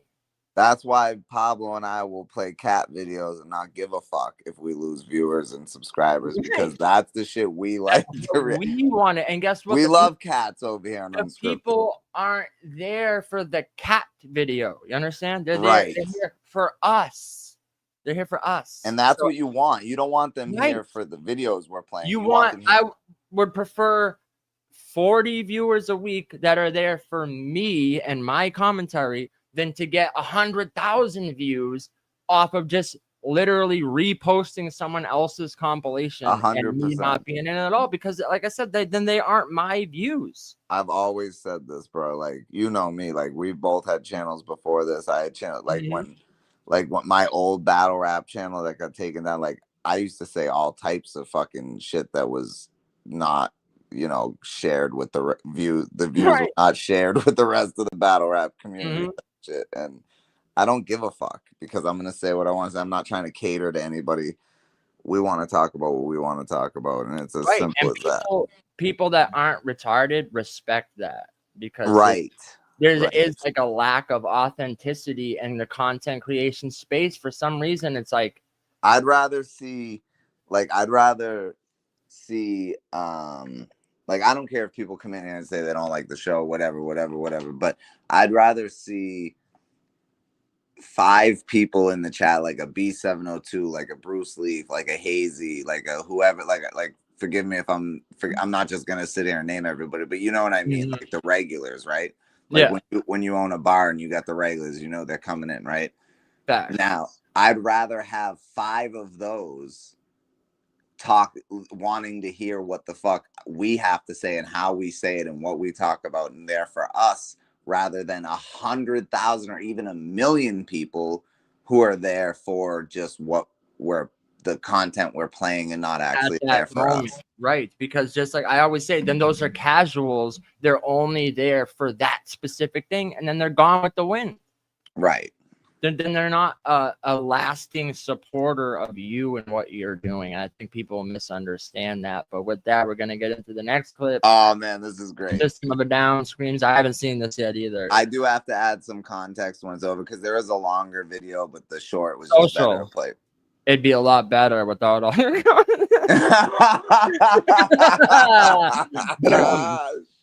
Let's go. We're on drugs. You cameraman. We're all on drugs. Get the fuck out of the way so the kids can watch. Pause it right here. Yeah. So if you look, like on the front of the stage, there's like fucking 10, 12 cameramen standing on the front of the stage, not like in front of the stage. They're actually on the stage. In the way, all the way. In the way, all the way. So in the way, all the way. So I'll tell you like what ends up happening after, but run it back. Run it back. And we'll watch it uninterrupted now that I run it back. Get the fuck out of the way. We're all on drugs. We're not gonna play the next song till the cameramen get the fuck out of the way. Fire. You like drugs. We're on drugs. All right, so what ends up happening is he's like, at that point, he's basically telling the drummer and everyone else, like, shut the fuck up, stop playing. And then literally he goes over to the cameraman and he's fucking telling them, get the fuck out of the way. And security ends up coming over and removes them from off the stage. Good. And what even Serge was even like, you know, everybody just kind of moved to the side, like just move over here a little, but security made them get all the way up. Good. Why the fuck? They're in the way. Bro, you're right in the way. Like, bro, this was a little context. If you don't know System of a Down, this was in 2002 when they were at their fucking peak. I was gonna say they do look yeah. I love how Toxicity had just that album had just Right. come out. Yo, Darren fucking rules, but Serge, I love how he's just like, like he's lost in his own fucking world. So calm. We're on drugs. So calm. Lines of drugs. Like, Yo, hold on, can we run this back? Yeah, run it back. Hold on. Yeah. Let's go. You cameraman. We're all on drugs. Get the fuck out of the way so the kids can watch. We're on drugs. Get the fuck out of the way. We're all on drugs. We're not gonna play the next song till the cameramen get the fuck out of the way. Yeah. You like drugs. We're on drugs. So fucking incredible, dog. It absolutely incredible. Amazing.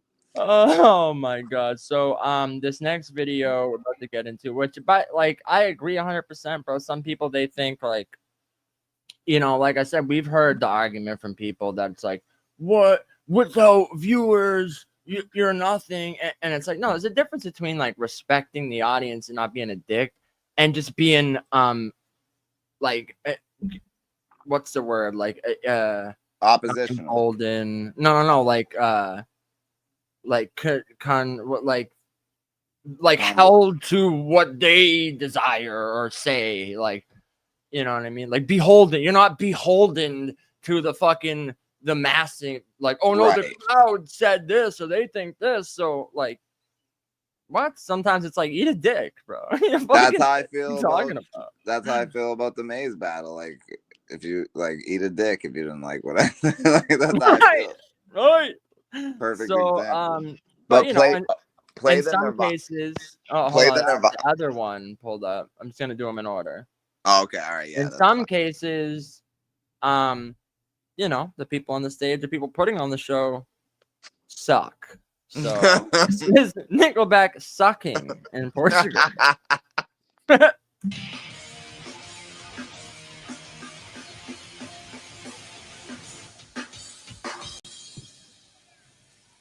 we got any Nickelback fans in Portugal? No! Are you sure? Up to you. You guys want to hear some rock and roll or you want to go home?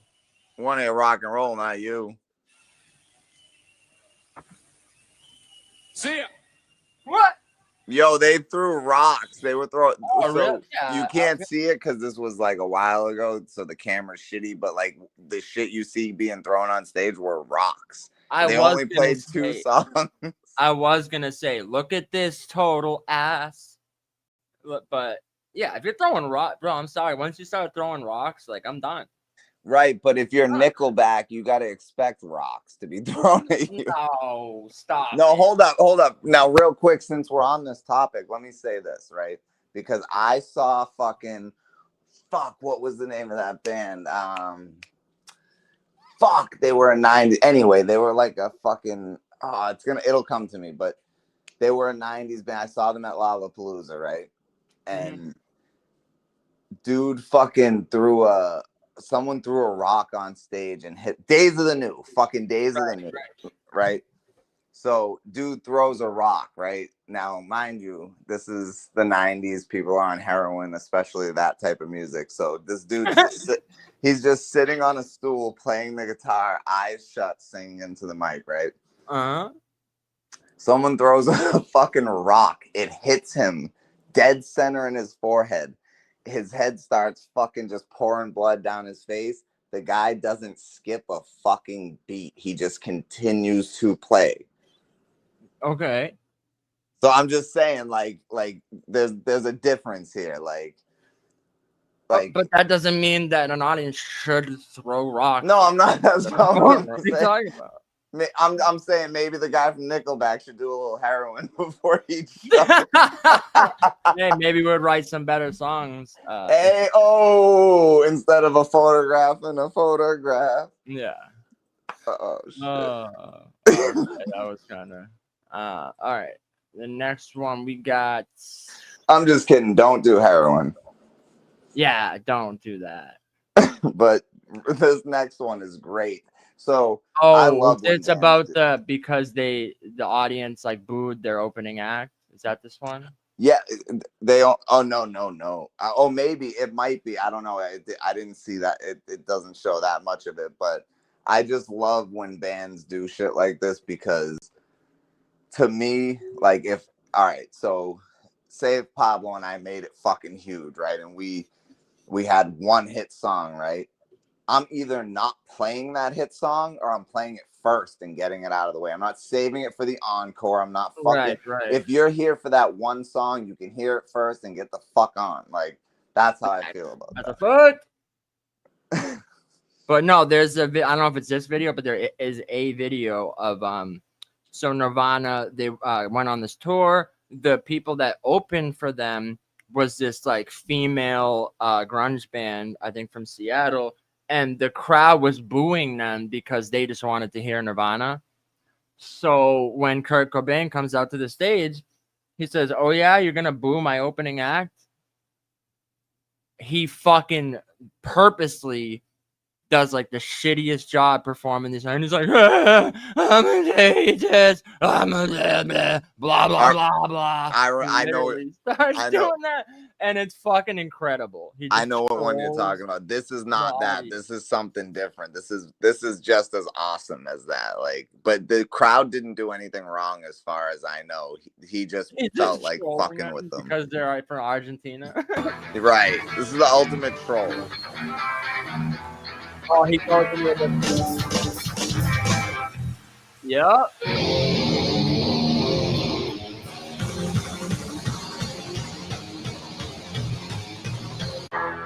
That's fire. And he keeps doing it, dog. Like he keeps going to play Smells Like Teen Spirit, and all of a sudden he keeps doing the opening riff, and then it's like, no, we're playing our B-sides. Yep. Opening riff? Nope, not it.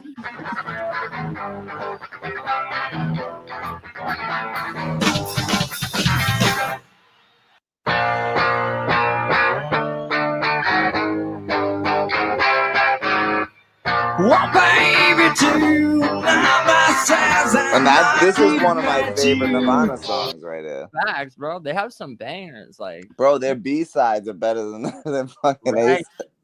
Right. I would have loved to have seen a show like this where they tease fucking because like honestly, like it's a good song, but fuck Smells Like Teen Spirit. I'd rather not hear that song and hear something else. I'd rather hear some like Bleach. You know what I mean? Yeah, man. Anything from fucking Bleach, fucking anything. Yeah. Love Buzz, bro. I love that song. Oh man. Would you believe me when I tell you you are the queen of my heart? Right.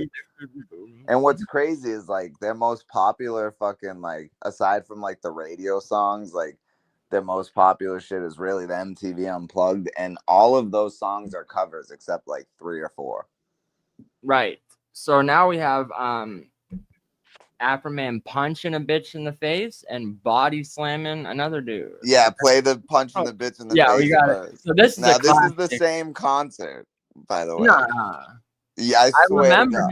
I remember him punching the bitch in the face. Are you sure this is the same one? It says after punching a woman. Yeah, no. I think it just means like. After that happened, then this happened again. But he's wearing the same outfit and it's got the same backdrop too. I don't know. Because I remember. Because I agree with you. I seen this video a long time ago of him punching the girl, but then I never saw the other video until literally today. Right. So I don't know. And now what's funny is I think I've told this before. So before we get into this, when I saw Afroman the first time, I saw him in New Hampshire, but he had played a show in Boston the night before, and I was gonna go to that one too, but I didn't get out of work in time.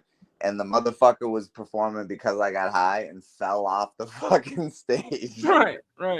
So we could play that video too if you want, but these two are great. Mm-hmm.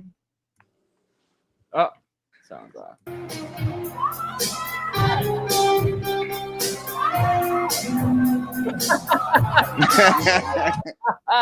now the reason he said he did it was because when he's like, especially back then, he's like, you know, I know how to play guitar, but I'm not the greatest guitar player, so I really have to like focus I just felt someone like bumping me, and I just fucking swung on them. But if you keep playing like, it, like on him, not just on the stage, she was like rubbing up against him. Right, and then watch him do the shoulder shrug after.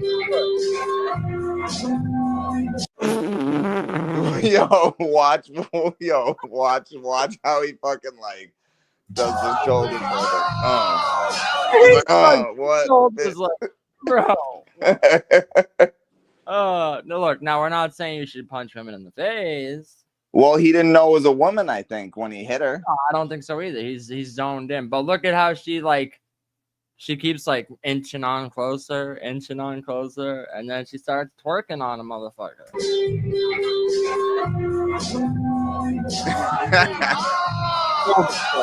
Like what?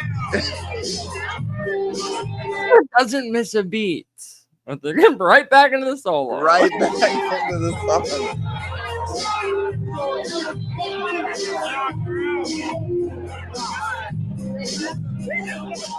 Hold on, Andy, she's not supposed to be on the stage though. Only the artist is supposed to be on the stage. So technically it is self-defense, if you ask me. Guess what? Unwanted touch. There's a thing, you know, Andy, if a man grabbed your penis, do you feel like you have the right to punch him in the face? Bro, any undesired touching of physicality. Mm-hmm. You know, I'm not saying he should have punched her in the fucking mouth. No, not me either, but I'm saying like people, 100%. Like, you're right. She's not supposed to be there. Right.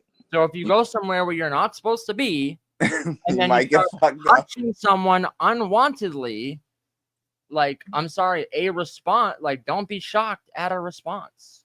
Right. I don't understand. Yeah. He was charged, but I think they got dropped since he apologized and said he would check himself into a rehab treatment center, help with anxiety. Yeah. You know, I just think there's like, But now hold on, let's show the next video because it's I know. It's equal opportunity. Right. I just think people have like entitlement, bro. People have entitlement to be like, I want to be up there. I want to do this. Like, I've had a couple drinks. Let me get on stage.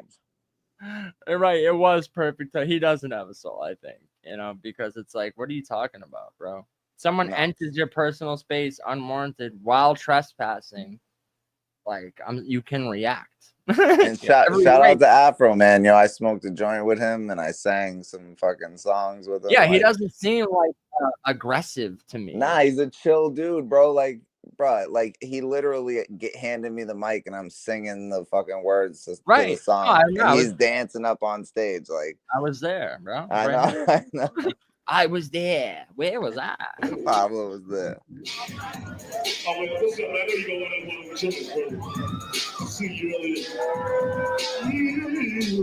Yo, he gives this guy so many chances to like get off stage. There we go. Do you want to? Smoke me every day. So I can make my place so the light green push. Pound for pound, it's the old school sound. I'm knowing that. I'm a smoker and a dealer. See, got smoke to my best ability. Yo, he kept touching like every time. I was just gonna say, bro, he's on stage. He lets him stay there. He's not a dick about it. He's not like, bro, fuck off. Blah, blah. He lets him chill there, and the guy keeps fucking poking him and now him. Because he battle rap like performance. If you notice, right? Yeah. So if you notice, shoulder bumping him when the dude's fucking when he's looking at dude and like rapping to him, dude's like dancing. But as soon as Afroman turns back to the crowd, dude's like, no, private show, like, and touches him, and it's like, bro, no. I'm throwing you back in the crowd. I got a pop. Nah, bro. This would never be me. because I'm not that much of a chun. Pablo went up on stage and rapped at a prof show and fucking and nobody fucking did shit but cheer. And I was on stage during the Modest Yahoo, but guess what? Other people were trying to like push their way and like damage the instruments, and I created a one-man fucking Red Rover situation.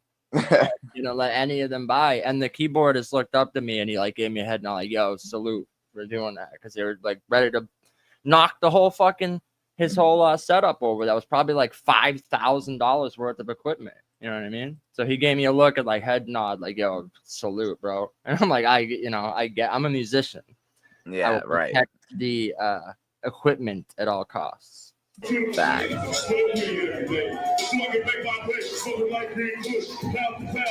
He even gave him dabs. He did. He keeps fucking poking him. And What? he didn't body slam him on the stage. He threw him off. Like, get your ass back in the crowd. What happens when you poke a bear? It body slams you into the right. crowd surfing. Yeah. Again, doesn't skip a beat. I know. Yo, Continues fucking playing. Being a Andy, you're acting like it was his choice, though. And Afroman is the GOAT. I'm sorry.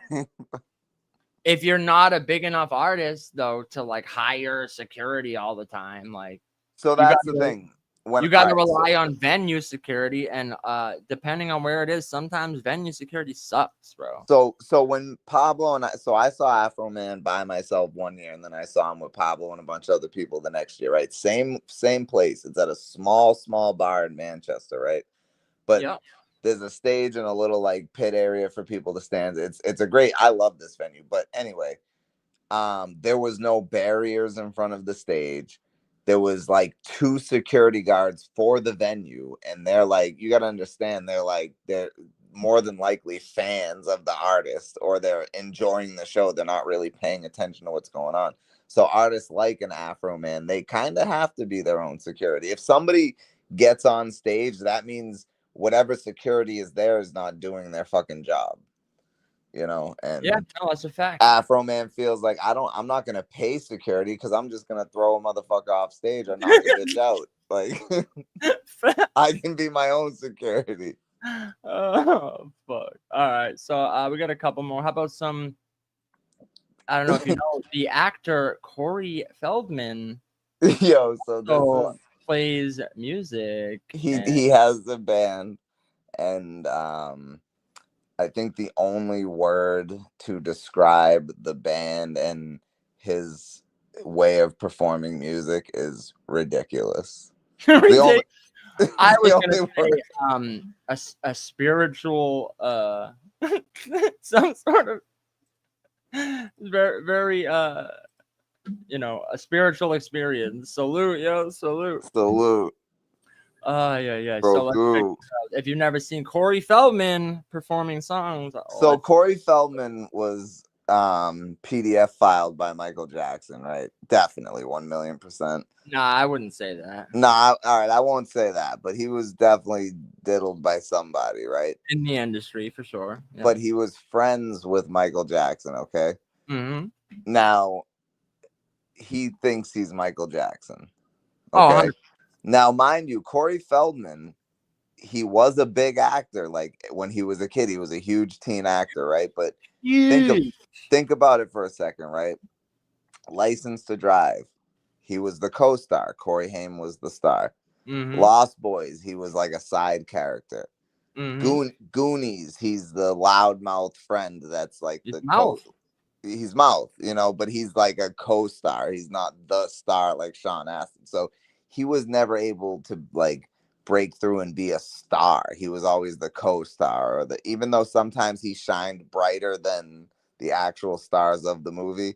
This is what he turned into. Mm-hmm. No, supposedly that was the other Corey Haim.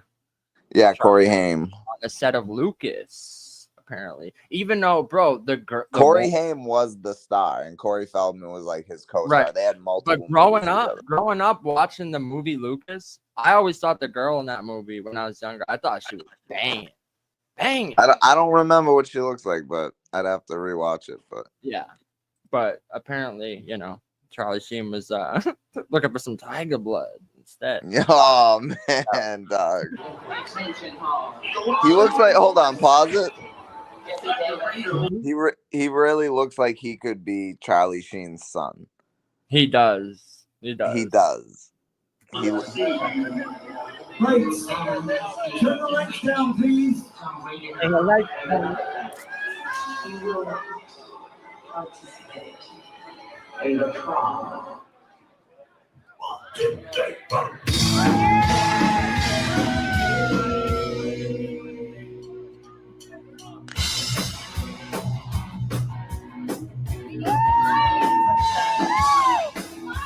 Don't touch it. All right, stop the show. Stop the show. If you can't respect the show, we will kick you out. Do you understand? These are our props. Do not touch them. Thank you. Uh-huh. Sorry about that, everybody. We're all grown-ups, right? We know how to behave in public, right? All right, good, thanks. Let's go. Yep. No, you know what? Fuck that. We're gonna play something else. Now I'm pissed. Now I'm pissed. The guitarist looks like fucking Sid Vicious. What kind of band is this? Alright, so that's Rock and Roll High School Forever. We were trying to play Rocket Standing from Rock and Roll. You guys know the movie? But what you probably didn't know is that was not the original version of Rocket Standing. Rocket Standing was actually a much harder rock song that was actually a psychedelic rock song that I wrote in 1986. And we never released it, and we sold it to the movie, and they made it that kind of, I don't know, it's kind of a cheesy version of the movie. I don't know. I want to play the rockin' version. It's on the new box set. I never released it until last year, and I'm going to play it right now live for the first time. The original Rocket Standing. Let's do this shit. Come on.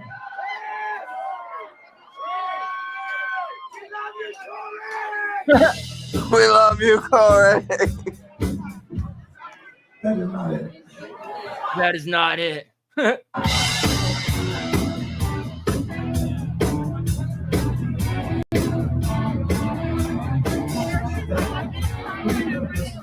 What are you doing? That's not it. Yeah, he's so pissed, bro, right now.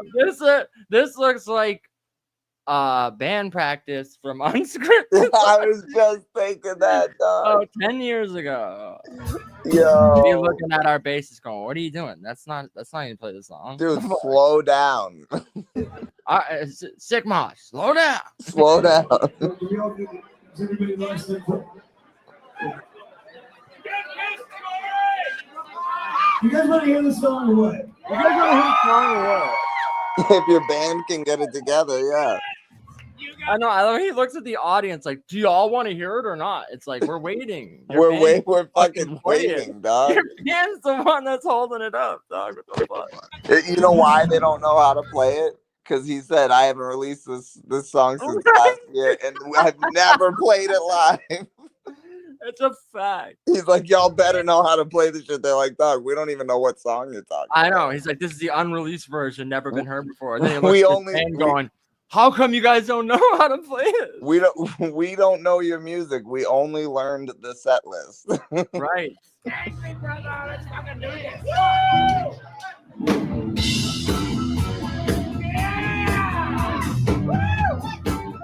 Is that not the same thing they were just playing? That's literally the same fucking group. Yo. I love the flag that says the Corey Feldman flag right there. It's amazing. Yo.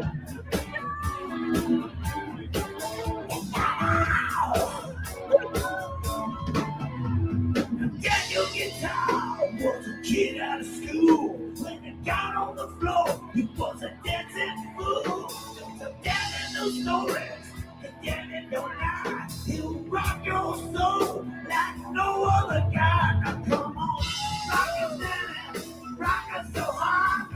All right, we're get to the next. I don't want to listen to this fucking trash that song.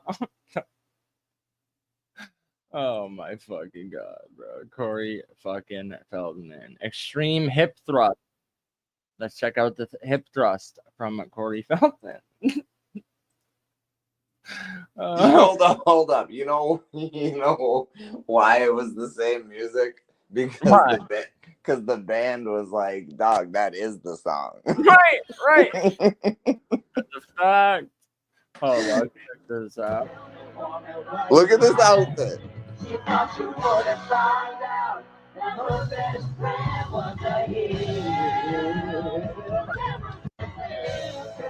Doing the wrestling move from earlier, the old dick twist. The old dick twist.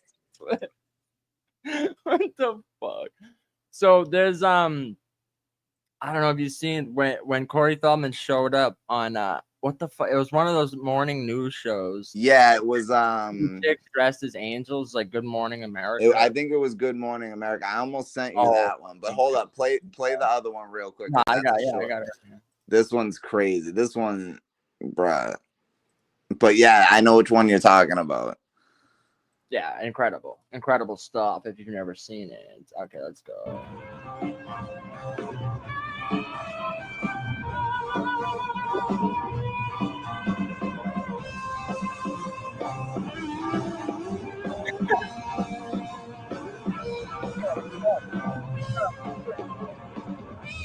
What the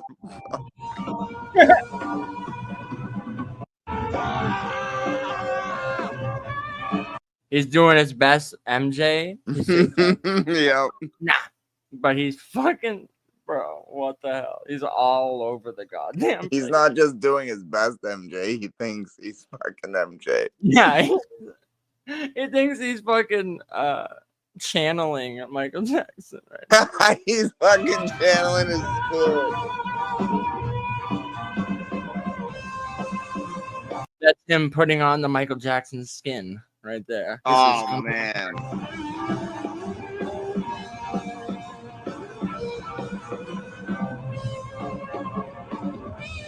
You see him mouthing.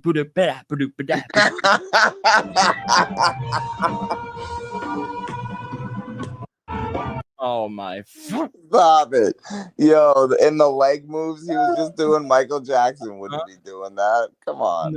I've never seen Michael Jackson do any of those moves. Corey Feldman. Fuck.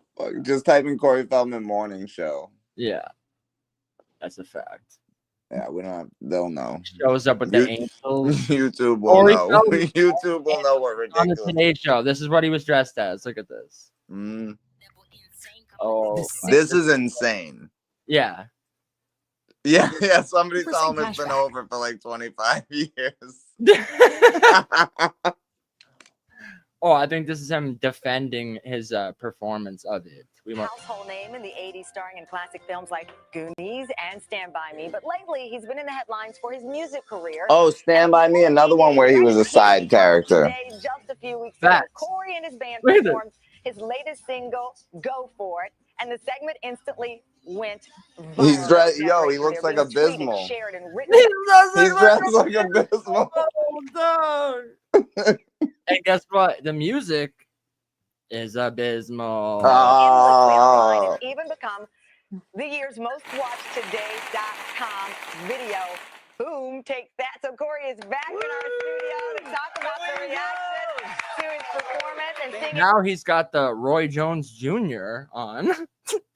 Another song for us from his Literally can't be stopped, can't be moved. He's like, what's going on? He looks like a little kid too. Like, I know. He looks like a little kid knocking on the door for candy on Halloween. Right. Hello, Mr. Turner. It's fucking Morgan Mindy over here. I'm dressed as God's gift to battle rap. Yeah, oh man, dog. Does he not look like the Avatar? Hello, and thank you so much for all the love and support. We love you. Thank you. Of course. Listen, we were reading some of these tweets, and they. That's how Pablo sees himself.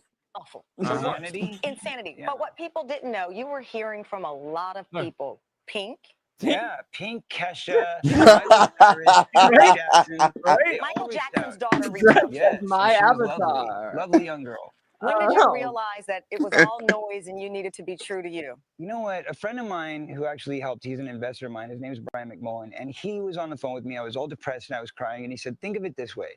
When Kiss first started, when Eminem first started, when Nirvana first started, What? they all got hate. People were turning them off at the radio stations. People were walking off the Hold dance on. floor at the clubs Pause because it. it didn't make sense to them at He that. said he's Eminem, Kiss, and who else? Nirvana. Nirvana all combined. He's like, yo, I'm them because like people hate me, but guess what? People hated them too. Yeah, but the difference is when Nirvana first came out, when Eminem first came out, like, yeah, a lot of people hated them, but more people loved them. So that's the difference. You're just hated, and the people that don't hate you, they're just either saddened because they used to be fans of you, or they're just laughing at you. Yeah, it's not like Pablo Picasso. No, it's not. Time. But those all became amazing legends. Right. So just think of it that way. And that really turned it around for me because I'm like, you know what? You're right. A lot of people get hate in the beginning because we're doing something new. It hasn't been done before. But it's all about innovation and being an artist. And we can't be afraid to share our art. So you're not afraid to go at it again today? I'm not letting the bullies get to us. And this song, by the way, is for America. We are at a time right now where the world needs to focus really on peace and love and tolerance. Hold on. especially with all the Pause bullying. it, please. Mm-hmm. So Corey Feldman has claimed to be sober for the last however many years, right? And he like cut Corey Haim off because Corey Haim was still doing drugs. Corey Haim ended up dying. Now, I do not believe that this man is not on drugs. Yeah, not even close. This dude is on meth or something. He's doing some type of drugs. No fucking rational human being would be doing and saying the things that Corey Feldman is doing and saying. Yeah, unless you were a victim. Yeah, maybe it's just that much trauma that he's just so fucked up that. You never know. Damn, yo. Yeah, it doesn't get to the performance of the song. All right, it is what it is. Poor Corey Feldman. I feel bad for him. Like, I'm one of the people who's saddened because I was a fan, bro. Yeah. Mouth from the Goonies. Dude, TMNT. Yo, he was Donatello. Uh-huh. Bro, but real shit, remember like being a kid and watching the Goonies and he's telling the fucking Spanish house cleaner, like, yeah, this is where the drugs go. This is where the sex toys go. I just watched Goonies recently. Yeah, me too. I watch it every year. But yeah, it's I just watched Lost Boys recently too, and he's like the badass fucking we read comic books. Motherfucker, I'm trying to We're watch vampire hunters now. Frog Brothers or whatever the fuck. Yeah. Yeah. Oh man. So we're gonna get into a little segment we like to call "On This Day in History." My favorite part of the show. Yes, sir. I think a lot of people's favorite part of the show. The two Coreys. Yeah. Lost Boys, like the two Coreys. Fire. Yeah, I'm still trying. I'm putting together that video, but it's like, bro, there's so many fucking references and shit. It's taking me a little bit, but I'm like almost done. Well, you got another song with someone else that was released recently, right? Yes. We'll have to play that before we get out of here too. Yeah, apparently, I can't ride a beat. Listen, Pablo. Listen, when I spit my verses and shit on the beat, Pablo's like, bro, it sounds like you're literally just riding the beat. You need to do this. You need to do that. And he's like giving me all these like pointing. I'm like, dog, just leave me alone. Let me rap my own shit. But he's right. And I'll tell you, like, pause if necessary. But Pablo can ride a beat, and he can rap off beat and make it sound on beat. Yeah, it's like, called polyrhythm. He has this way of I he feel can like flow any way on any beat, and it's I feel like rappers especially they have this thing where they think they like that, as long as you're just flowing on the beat and it's like this and on the like And it's like this and on the drums. When I'm flowing on the drums and on the rhythm and the tempo, when I'm going and I'm flowing and I'm flowing and I'm rowing and I'm rowing and I'm boating, never going and I'm showing and I'm rowing and I'm boating, never going. Like, shut the fuck up! Like, there's more. Yo, that was fire. There's more than one way to flow on a beat. It's called polyrhythm. Okay, polyrhythm. Oh, hey, yo, that's a bar. Paul E Rhythm. Polyrhythm, right? Yo, So, you can just call Pablo Paul E Rhythm from now on. That's his name. We're changing the name to like Paul Ben, E Rhythm. Ben S. Fishiary. I'm Paul E Rhythm. Okay, There so we go. polyrhythm is when you're simultaneously playing of two or more independent rhythms that do not divide evenly into each other, creating complex rhythmic layers and tension. A common example is 3-against-2 polyrhythm, where a series of 3 evenly spaced notes is placed against 2 evenly spaced notes. You understand that? It's basically saying you don't need to follow the exact melody that's being played on the beat. You don't need to follow. It's the same thing. Like, you don't need to follow the drums exactly. You could follow the rhythm, the melody, or the rhythm instead of the drums. You could follow. And another thing you can do is provide a different rhythm entirely than the melody. And it creates what's called polyrhythm. But, you know, I don't expect non-musicians or hack fucking C-rate rappers that only know one flow to understand this. Right. D-rate rappers, because they don't know how to ride a beat. They only know how to ride the D and the meat. Exactly. They raid D's. But anyway. You know what? Should you play the, since we're on that topic of talking about that, should you play the song before we get into this day and I mean, yeah, you know what, fuck it, let's do it. Because I want people Shout out to Snack King Cole. Yeah, it's a fact. So I like this beat right off rip, and I feel like I like what I did on this beat. Yo. I don't, you know. I know I may have noticed some subliminals in this. What? I may have noticed some Y'all pay attention. There's definitely, I mean, I don't know. I haven't confirmed. I don't know either. I don't know what you're talking about. I'm just saying I might have heard some subliminals. I don't know, bro. It's just funny to me that I looked, I said 5 likes. There's like 90 views, 5 likes. I go, wow. And I told him before we did this collaboration, even too, you know, I said, or maybe before we put it out, I forget. But I said, you know, some people, I tell everyone this, anyone I collab with, I said, you know, some people are going to hate on it just because I'm involved. Especially if like your main fan base is that community. Yeah. You know what I mean? It is what it is. But I will say this before we get into it. This is, and I said this about the last song I heard from him as well. So he's continuing to get better. This is the best Snack King Cole I've heard. Yeah. Oh, no, definitely. Definitely. And he said it's because, you know. Of course, like when you're on a track, when you got Eminem as a feature, you got to fucking, you know, you got to cook. So this is Who Are You? Who Are You? Motherfuckers. Who are you? Should have been on what it was. Who are you? Who are you? Yeah. Who are you? Who are you? 1, 2. Who are you? Picasso, quick on the draw. Where you think I got the name from? Trigger get multi-tap like a PlayStation 1. Getting love on the scene don't mean nothing. And you're reading your ends when you get your beat up in. My guns got some neat functions. This man come with the delete button. Chain got a hot single, about to release something fresh out. Can't wait to be free from it. And that's for you mean muggers. Only time I bat an eye with the Louisville slugger. Straight hating on your rage bait. Trying to create some ways that you know the music ain't making. On some clown shit. It's for dead presidents. If you see me with my face painted, gossip like 8th graders looking for a safe space. But I rearrange faces. Check the method, cause the record ain't the only thing I stay breaking. Gotta pull to the side like a way station. It's a body if I rap around, I don't waste training. I'm basically saying that y'all make me you sit, turn bitch like the creators of the Matrix did.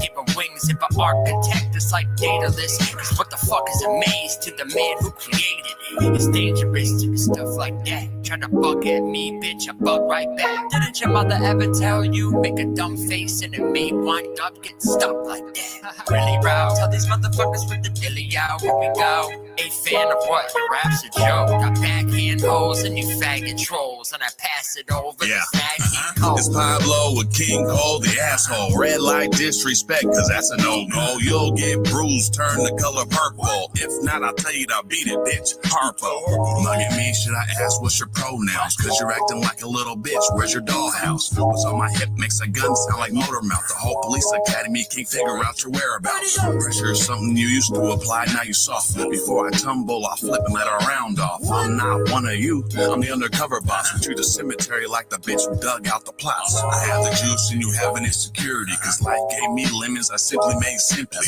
I can have my dog chase you down like a frisbee. I call the plays like this little piggy. This shorty blew me in a dress, Monica Lewinsky. She your queen, I call her bitch, there's no unity. I talk, I don't give a fuck, very fluently. Don't care, I got amnesia, who are you to me? I'm after your Princess Peach and King Koopa. I beat that shit back to back, I'll loop her. Hope we don't get pulled over by a trooper. Cause I got your baby in the backseat with no booster. I'm a nice guy like the employees of Chick-fil-A. But I got an attitude of a runaway. I'll throw a fit you can't afford so you lay away. Your presents will be in a box now, it's a holiday. Merry Christmas. Fuck.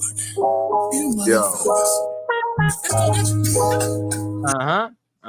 So hold on. So Pablo said, I forget exact bar, but you said something like turn bitch like the creators of the Matrix. Is that what you said? Mm-hmm. So if people don't know, when the Matrix came out, if you watch the first Matrix movie, it says the Wachowski brothers. They are sisters.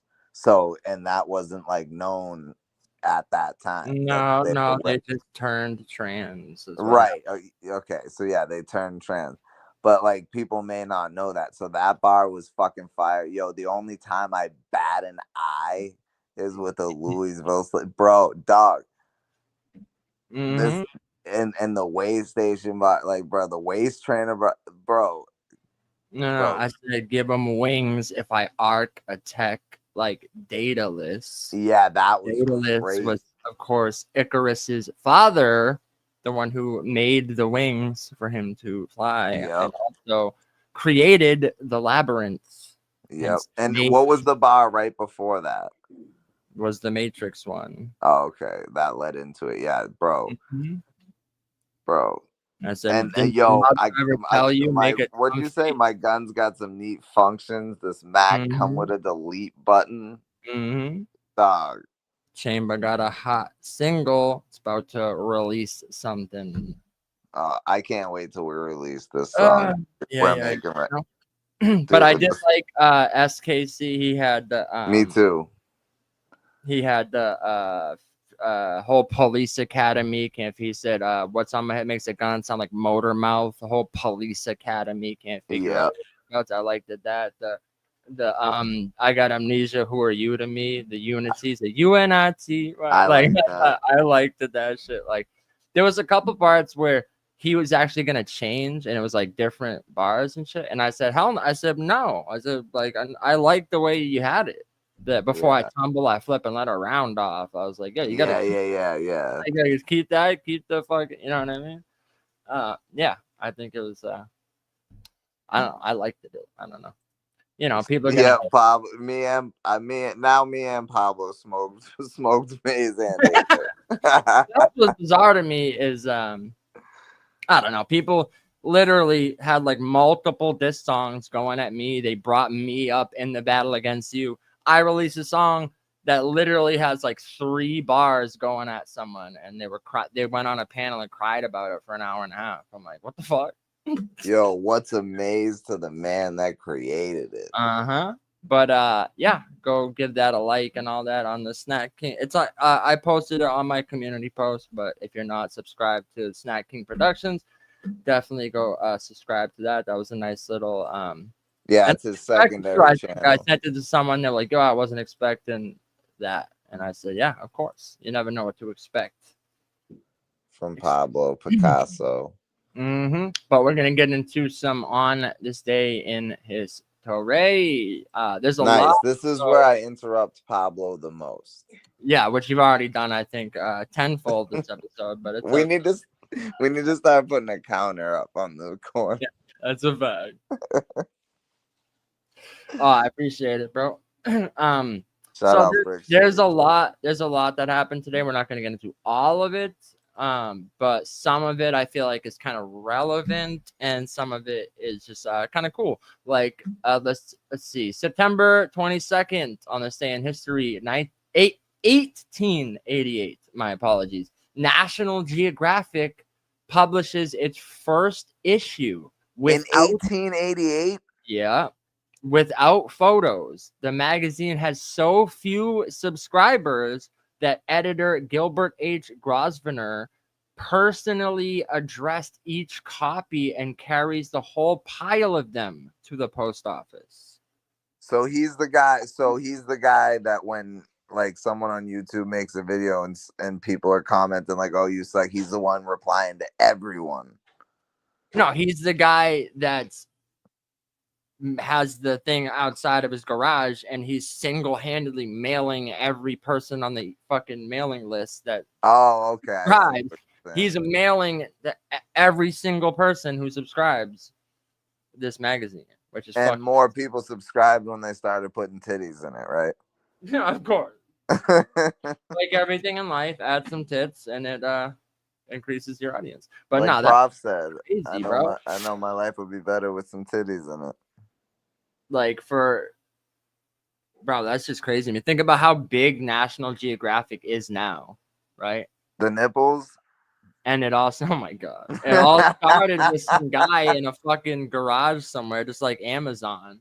It all started, and it's sad. But every time we get into on the sand history, people dip out. I'll never understand it. I think, I don't know. I think honestly, it's a big problem in the world we have today. People don't want to learn. People don't want to learn. It's not even about learning. It's the way we do it is I know, but it's like, I don't know. I feel like it takes so much more work to be uncultured and uneducated than it does to just learn. People hear the word history and they're like, oh, I'm good. But guess what? Good. If you don't know history, you're doomed to repeat it. Yes. Okay? Yes. Doomed to repeat it. So there's a couple things I said. I'm not going to get into all of it. But look, 1776, Nathan Hale executed by the British for spying. 1828, Shaka Zulu assassinated. And also on this day, we have another potential assassination. So again, 25 potential assassinations. You know, like I said, if you don't know your history, you're bound to repeat it. So Shaka Zulu, founder of the Zulu kingdom of Southern Africa, is murdered by his two half-brothers, Dingain and Mthlangana. After Shaka's mental illness threatened to destroy the Zulu tribe, when Shaka became chief of Zulus in 1816, the tribe numbered fewer than 1,500 and was among the smaller of the hundreds of other tribes in southern Africa. However, Shaka proved a brilliant military organizer, forming Tupac Shaka. Tupac Shakalaka. He commanded regiments, arming his warriors with assegais, a new type of long-bladed short spear that was easy to wield and deadly. The Zulus rapidly conquered neighboring tribes, incorporating the survivors into their ranks. By 1823, Shaka was in control of all present-day Natal. The Zulu conquests greatly destabilized the region and resulted in a great wave of migrations by uprooted tribes. 1827, Shaka's mother, Nandi, died, and the Zulu leader lost his fucking mind. In his grief, Shaka had hundreds of Zulus killed, and he outlawed the planting of crops. He wanted to be the only Zulu. Probably. He there outlawed can be only one. The use of crops and the use of milk for a year. All women found pregnant were murdered along with their husbands. He sent his army on an extensive military operation, and when they returned exhausted, he immediately ordered them out again. It was the last straw for the lesser Zulu chiefs. On September 22nd, 1828, his two half-brothers said, "Fuck out of here." They murdered Shaka. One of the brothers became king of the Zulus. Let's see. Atlanta. They said, "Fuck out of here." Fuck out of here. Good. 1906, the Atlanta Race Massacre begins. On the afternoon of September 22nd, 1906, Atlanta papers report 4 separate assaults on white women by black men, none of them which are ever substantiated by hard evidence. Inflamed by these fabrications and resentful of the city's growing African American population, white Atlantans riot. Over the next 5 days, the race massacre will claim the lives of at least 12 black Atlantans. The total may be more than twice as high and devastate the city's black community. So because 4 white women were walking down the street and saw a black man, were scared. They were like, "Oh my God, he did this to me." Yeah, some Emmett Till shit, I guess, or supposedly just like made it up. You know? Yeah, that's what it sounds like to me. There was no evidence backing this, but right. The massacre took place against the backdrop of a heated goober. Bro, I'm not even gonna try. A primary. Atlanta's population had nearly doubled over the last 3 decades, and its black population has risen from 9,000 in 1880 to 35,000 in 1900. During Reconstruction, before Jim Crow laws became ubiquitous, African Americans competed with whites for jobs, held political office, and established a thriving salon society. In fact, it was progress like this that had led many whites to embrace Jim Crow, and the Atlanta race riot of 1906 was a direct result of this phenomenon. In 1906, the Democratic Party gubernatorial primary, one candidate, Hokey Smith, the Hokey Pokey, Stop it. Yeah. Hokey Pokey John Smith. Did he put his left foot in and take his right foot out? Oh my God. I'm not even going to make this up.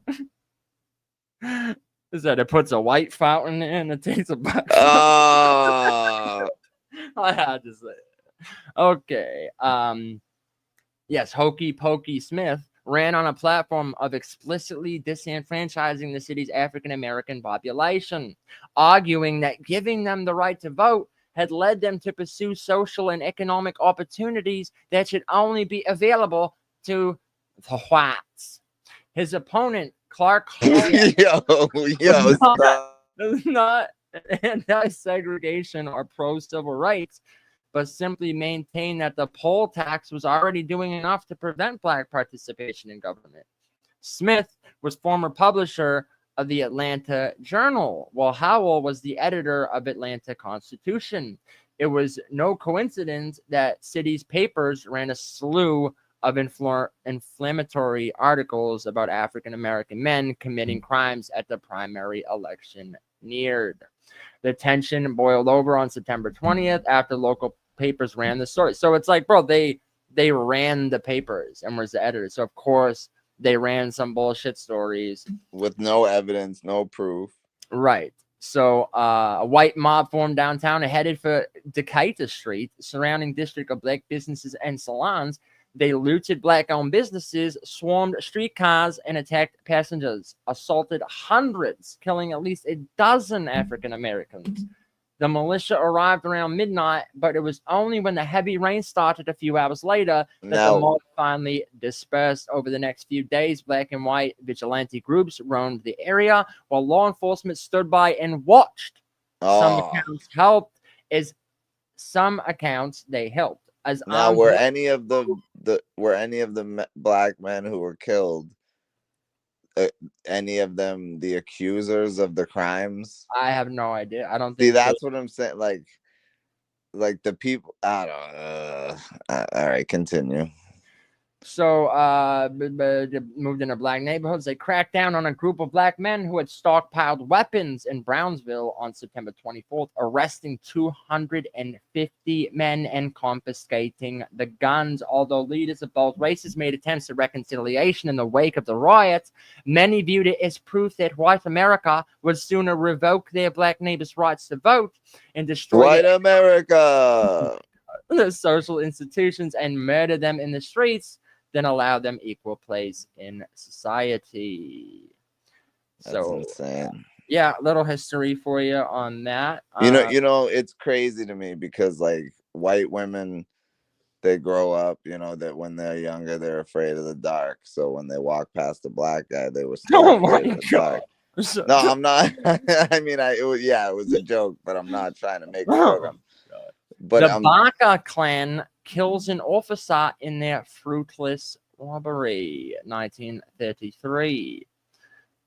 General Petain questions necessity of Germany's denazification. 1945. 1953, the famous 4-level opens in Los Angeles. September 26, 1961, President Kennedy signs the Peace Corps legislation. 71, Captain Ernest Medina is acquitted of all Mylar massacre charges. Now, I don't know what the Mylar is. Let's find out. Captain fucking Ernest Medina, dude, is acquitted on all charges relating to the Miley fucking massacre, dude. It was March like fucking 1968 or something. And his unit, the Charlie Company, 1st Battalion, 20 Infantry, 11th Infantry Brigade, Light of the 23rd American Division, was charged with murder of over 200. Hold on, when someone asks you civilians. what part of the army did you serve, and you have to rattle The off. Charlie Company, 1st Battalion, 20 Infantry, 11th Infantry Brigade, Light of the 23rd American Division. Nah, I guess they there's a lot of Mark Wahlbergs in this group. Oh man! Murdered over 200 Vietnamese citizens, including women and children, at Mylar 4, a cluster of hamlets that made up Sun Mai village in Sangting district in Quang Nang province, coastal lowlands of the One Core Tactical Zone. Medina had been charged with murder, manslaughter, and assault. But Medina. Knowledge Medina. The military judge at Medina's court martial made an error in instructing the jury the charges were dropped. Medina subsequently resigned from the service. There were 13 others charged with various crimes in conjunction with the Miley massacre, but only one, Lieutenant William Kelly, found guilty. Kelly was sentenced to life imprisonment with the murder of 22 civilians, but his sentence was reduced first to 20 years, then 10, and he was ultimately paroled by President Nixon in 74. After hold on. So 1/3 of his sentence, Medina died in 2018. Yes. So they said 30 years, and then they're like, nah, actually 20 years. Nah, actually they called years. it a 30. And then, nah, actually you're pardoned. They called it a 30. Then they called it a 30. Then they said it was a 2-1. And then they said, you know debatable. What? Debatable. Then they said, nah, Social actually won that bet. Damn. Clearly what happened there. So, you know. But yet another assassination attempt. 1975, President Ford survived. Everything you're reading either has social or assassin in it. Mm-hmm. I'm everywhere, dog. I am ubiquitous. 1975, Ford survives his second assassination attempt. Yes. To be killed. Sarah Jane Moore aims a gun at President Gerald Ford as he leaves St. Francis Hotel in San Francisco, California. Well, that's why it was failed. It was a woman. Right. Clearly.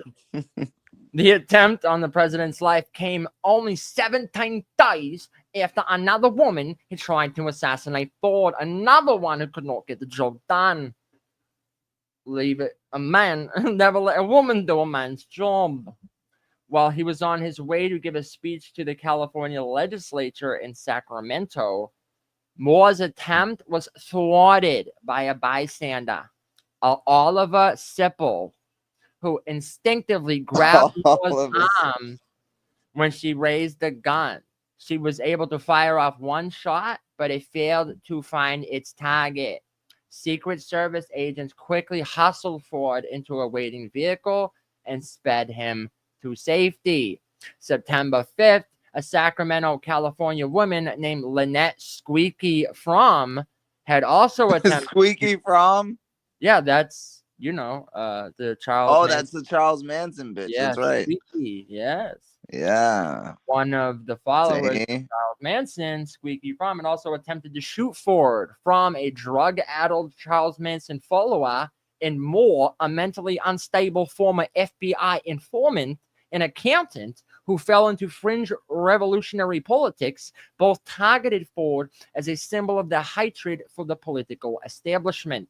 Moore served time in prison in West Virginia as Fromm escaped the prison in 1979, but was caught and transferred to a higher security facility. Moore escaped in 1898, but turned herself in 2 days later. Like Fromm, was transferred to a more secure penitentiary. On December 31st, 2007, Moore was released on parole. I remember when this happened. Sipple received a written letter of thanks from Ford. Later, some critics claimed that the White House initially hesitated to publicly thank Sipple, a former Marine and Vietnam veteran, because he was gay. Like the news story earlier, it's like, guy who saved Sipple saves Ford's life from being shot, and he's gay. I mean, he was blind. He was gay. Let's remember that blind and gay people have the same handicap.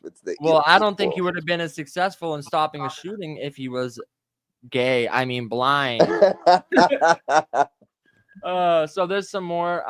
Iran-Iraq war begins. The first aid concert held in Champaign, Illinois. Hold on, real quick. There's so many callbacks in these. I know. That's why you gotta watch. If you come in halfway through, you really need to run it back, like after the episode, because there's so many callbacks, especially these last like 5-6 episodes. But we're about to wrap up. This one last one, and then so I'll just say it right now. Friends. I'll be there for you. Shout out D Money, rest in peace. Scuba Stevie and Friends debuts 1994 on this day about adults living. Friends started on this day in history. Yes. I never watched that show. Like I've seen episodes like when I'm homesick from school or something but I never like actually watched the show because like I don't know, man. Like sitcoms to me, like when I was a kid, I liked like Home Improvement and shit like that. When Friends came out, I guess I was probably at an age where I didn't give a fuck about sitcoms or TV at all, period. Right. But it's all right. But bro, if you watch like reruns of it now, they play on Nick at Night. To fit more commercials in, they speed it up at like 1.25% speed. And I noticed it one day because I'm watching, and everyone's voice sounded like a little high. Like Ross was like, "I'm telling you because," and I'm like, "What the fuck?" I said crazy. Something sounds off here. So I looked it up, and they literally speed it up so they can fit in more commercials. It's insane. It's crazy that you say that because before there was like Netflix and Hulu, but like that was really it for streaming services at this time. But like when I got home from work, like while I was waiting for dinner to be cooked or whatever, like I would watch Boy Meets World reruns, right? Mm-hmm. And I'm like, hold up, like, because I watched that show religiously as a kid. So I'm watching these episodes and I'm like, hold up, I know this episode had this part in it. I'm like, what's happening? So like they were literally cutting out segments of the show to fucking, and like it literally some episodes it would jump from one scene to the next, and it's like It's like, hold on, it doesn't make sense how it got there from here because they cut out certain parts to fit more commercials, like you said. That's a fact, bro. It's fucking crazy. Imagine if we did a commercial break every fucking 4 minutes. Right. And they were 4 minutes long each. All right, but we are gonna get into one more commercial break after this. This is the last on this day in history. Hold on, so-called Midtown Stabber. Well, that's just the nickname they gave him, or the So the Okay. so-called Midtown Stabber kills his first victim. Glenn Dunn is Dunzo's when he shot and killed. We shouldn't even have said his name. Oh wait, this is the victim? Yes. All right, good. Oh, can I fucking finish? Well, we're not how many times have you said let's not celebrate the fucking dickhead who did the guy who crime? got shot, I thought I could say. All right, fair enough. Continue. Dunn is shot and killed outside a Buffalo supermarket by a man carrying a gun concealed in a paper bag. His murder was the first in a series of strange attacks in both upstate New York and New York City. Within 2 fucking days, 3 other young men were fucking brutally murdered. One was killed near Niagara Falls and the other 2 in Buffalo. Although the mysterious shooter dropped a .22 caliber shell casing at one of the shootings, police did not have much other evidence. A few months later, December 26, 6 men were stabbed while walking on crowded New York City streets by an attacker who was labeled by the press as the Midtown Stabber. 4 of the victims died from their wounds. Rest in peace. Hold up. So what dude just ran up to a group of 6 people and was like, I don't know if it was all at once or just like, right, but one man approached 6 people. Yeah.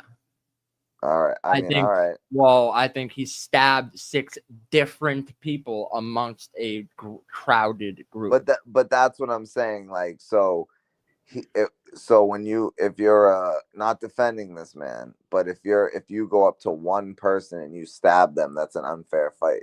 But if you walk up to a group of people with a knife, that's a fair fight.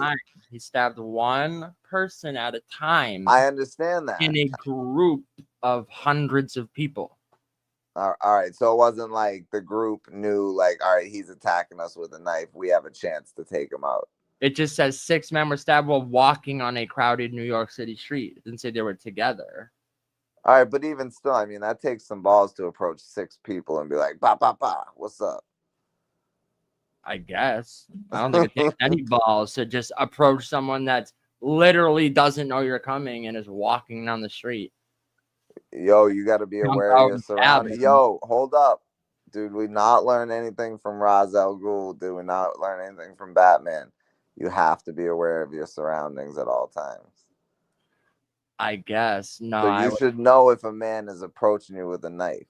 No, I vastly disagree. That's like the fucking girl on the train that got stabbed. That's like saying she should have knew it was going to let's not get into that one. Well, that's the argument you're making. That's a different conversation. You should be for a different live, but to jump out and stab you out of nowhere. All I'm saying is, if I'm walking down New York City, I'm in Times Square and there's hundreds of people. My head's on a swivel, even though I'm not from there.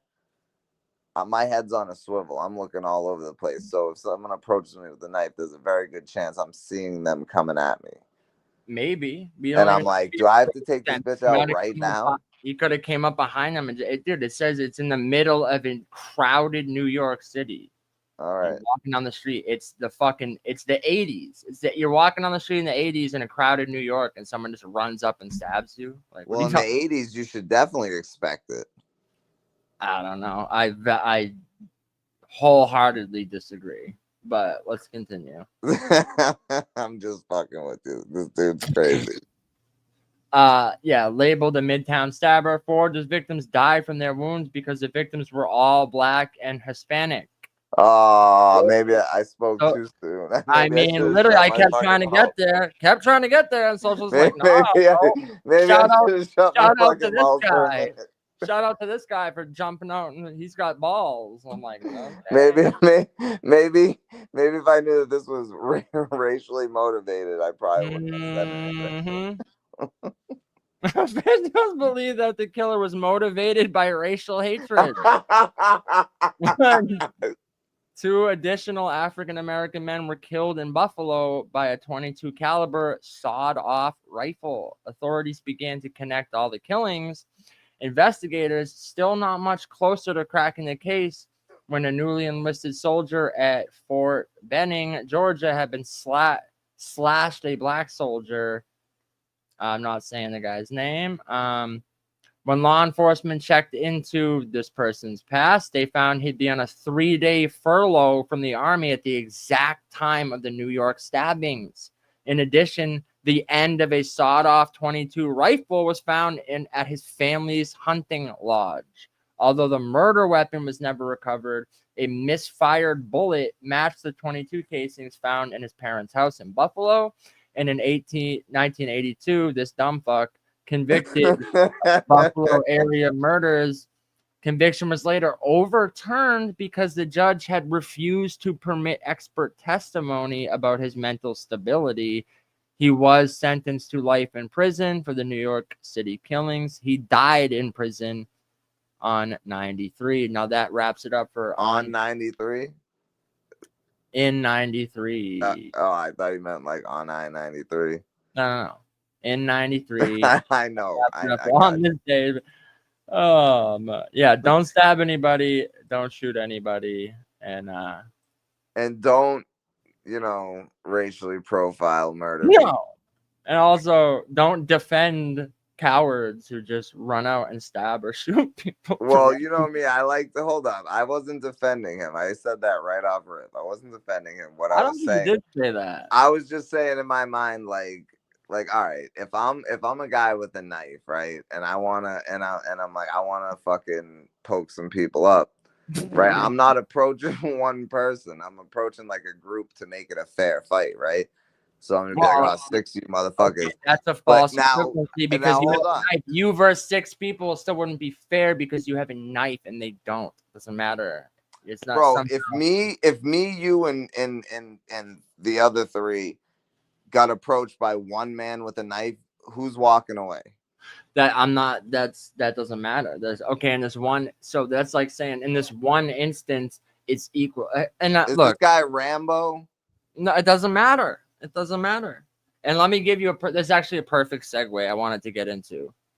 So my contention is that there's no such thing as equal, because in this instance, the personal strength of each person could be different. Their fucking their reach could change depending on. But hold on. We're getting past where we're at real quick.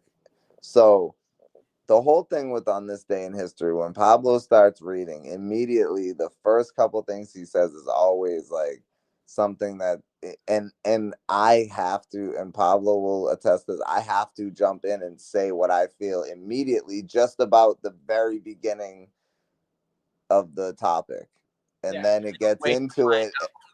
And there's a good chance that I change my mind by the time he reads the next line. This happens all these other assholes that don't wait for all the facts before you start speaking. No, because I want to give my opinion like a movie. Like there has to be like a beginning, middle, and end. No, I feel you. No, it makes it more entertaining. But it does. That's my point. I do want to get into this story about what happened, and I feel like it's a good segue because I do want to get into how the term getting even, I feel like, is a misconception, is actually impossible to get even with someone. Okay, so well, hold on. Do you think that if somebody comes to you, right, and scoops out your eyeball with a spoon, and then you go and scoop their eyeball out with a spoon, is that not even? Nope. And why not? I'll explain to you why. Let me fucking tell my story first, and then I'll explain to you how this. Because you might have 20/20 vision, and they need glasses. No, but let me get there. Let me land my plane. Can I land my plane? Can I land my plane? Middle, and end. Go ahead. Beginning, middle, and end. Okay, so I'm gonna tell you a story about this fucking Karen. That oh boy, that does not work at my work. Okay, they're employed by a separate branch at another district. Okay, they work in another district of like a subsidiary of my work. Okay, this person just happens to be visiting. They're not on the clock. They're not on the clock. They're not working, and they do not work at my location. This person comes up to me while I'm in the middle of doing a task, and calls me over to tell me how I should do the task that I'm in the middle of. Okay, so I politely, at first I said, "Excuse me." So she's very fat, very obese, a very miserable person, clearly has some kind of complex, some kind of wants to be in control of everything. So I said, "Excuse me," and she repeated, "You should do what literally I'm in the middle of doing." The only reason it hadn't already been done is because I stopped to walk over because this person's now talking to me to tell me to complete the task I'm in the middle of. So I simply explained that to her, and I put my hand up and said, "Oh, I know, I got it." Just like that, same tone. I said, I know, I got it. She looks at me and says, "Well, you don't have to be rude about it." And I go, "What?" I like laughed, like, "What?" How is that rude? I said, I got it. I do. Okay. Like, so you said, "Oh, you should do this task," whether I was in the middle of doing it or not, which I was. I said, "Okay, no, I got it. Just like that. So, yeah, she should have minded her business either way. She don't work there. I don't shop here. Not my boss. Somehow felt the need to interject and tell me how to do something I'm in the middle of doing, and only had to stop to come over and have this stupid ass conversation. And my reaction, I felt, was very calm and very reasonable. Professional. I said, "Oh, I got it. This bitch got so mad, she went and called corporate and complained about me, about someone who doesn't, like I said, doesn't work at the same location, is not my boss, doesn't even know me, had to ask around to get my name. She went and complained about me. But my boss didn't even say anything. I only found out about this because another assistant manager knows this chick and heard about it. So, I mean, nothing wound up happening to me, of course, because it's ridiculous. Apparently, this lady just wanted me to say, "Yes, ma'am. Yes, ma'am, I'm on it." She had me all the way fucked up. But my whole thing was, and the reason I'm telling you the story, is because I was heated. She was acting real brand new, like you were real brand new. Right.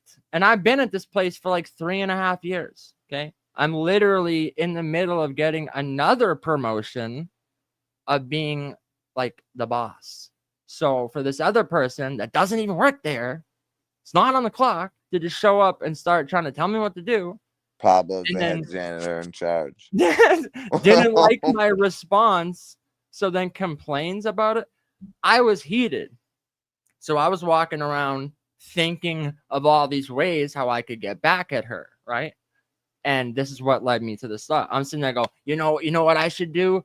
I should have a bunch of people I know fucking put bad Yelp reviews on this place and name her specifically. Or, you know what I should do? And I started just going through the unrelenting, unquenchable thirst for revenge. Okay. And like they say, if you set out on a path of revenge, dig 2 graves. Why did they say that? Because I spent the entire day being consumed with thoughts of revenge. And here's the thing. I say you can never get even. Can we do a live Yelp review on her right now? We could, but I'm going to tell you why I don't want to. Because you don't want to reveal where you work. I get it. Not even that. I'm going to tell you why. Because first of all, my first contention, you can never get even. And I'll explain to you what I mean. So back to your point. If someone smashes out your car window and you go and smash out their car window, all fair, right? That's even Stevens. I would argue it's not. Because what kind of car is it? What make and model is it? How much is it worth? Okay. No, Now you're talking hold about on. hold Let up. me finish my thought. You're talking about a car. I was talking about an It eyeball. doesn't matter about the car. Let me finish my thought. Okay. You can apply this to anything, a fucking body part. It doesn't matter. Here's my. Let me explain what I mean. So it's not just the financial cost of the car. If you have insurance, okay, so now your window's busted out. How long did it take for you to fix it? If it took 3 days and they had to order a specific part, in that 3 days, let's say you have a kid and it's fucking winter and you had to give your kid a ride in the car who's freezing in the back seat because of a busted window. So the equivalent to say I'm going to get even with this person means you'd have to implement the exact same scenario to them. Okay, so scooping out an eyeball with a spoon and scooping out an eyeball with a spoon is not the same thing.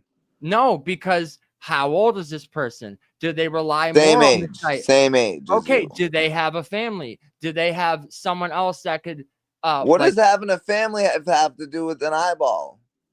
Because it's the circumstances. You can never implement. Well, then don't take someone else's eyeball. I agree. I'm not saying there's no place for get back. I'm saying there's no. I agree with an eye for an eye. Now, I'm with you on the car situation, but as far as such thing as even, you can never get perfectly even. That's my contention.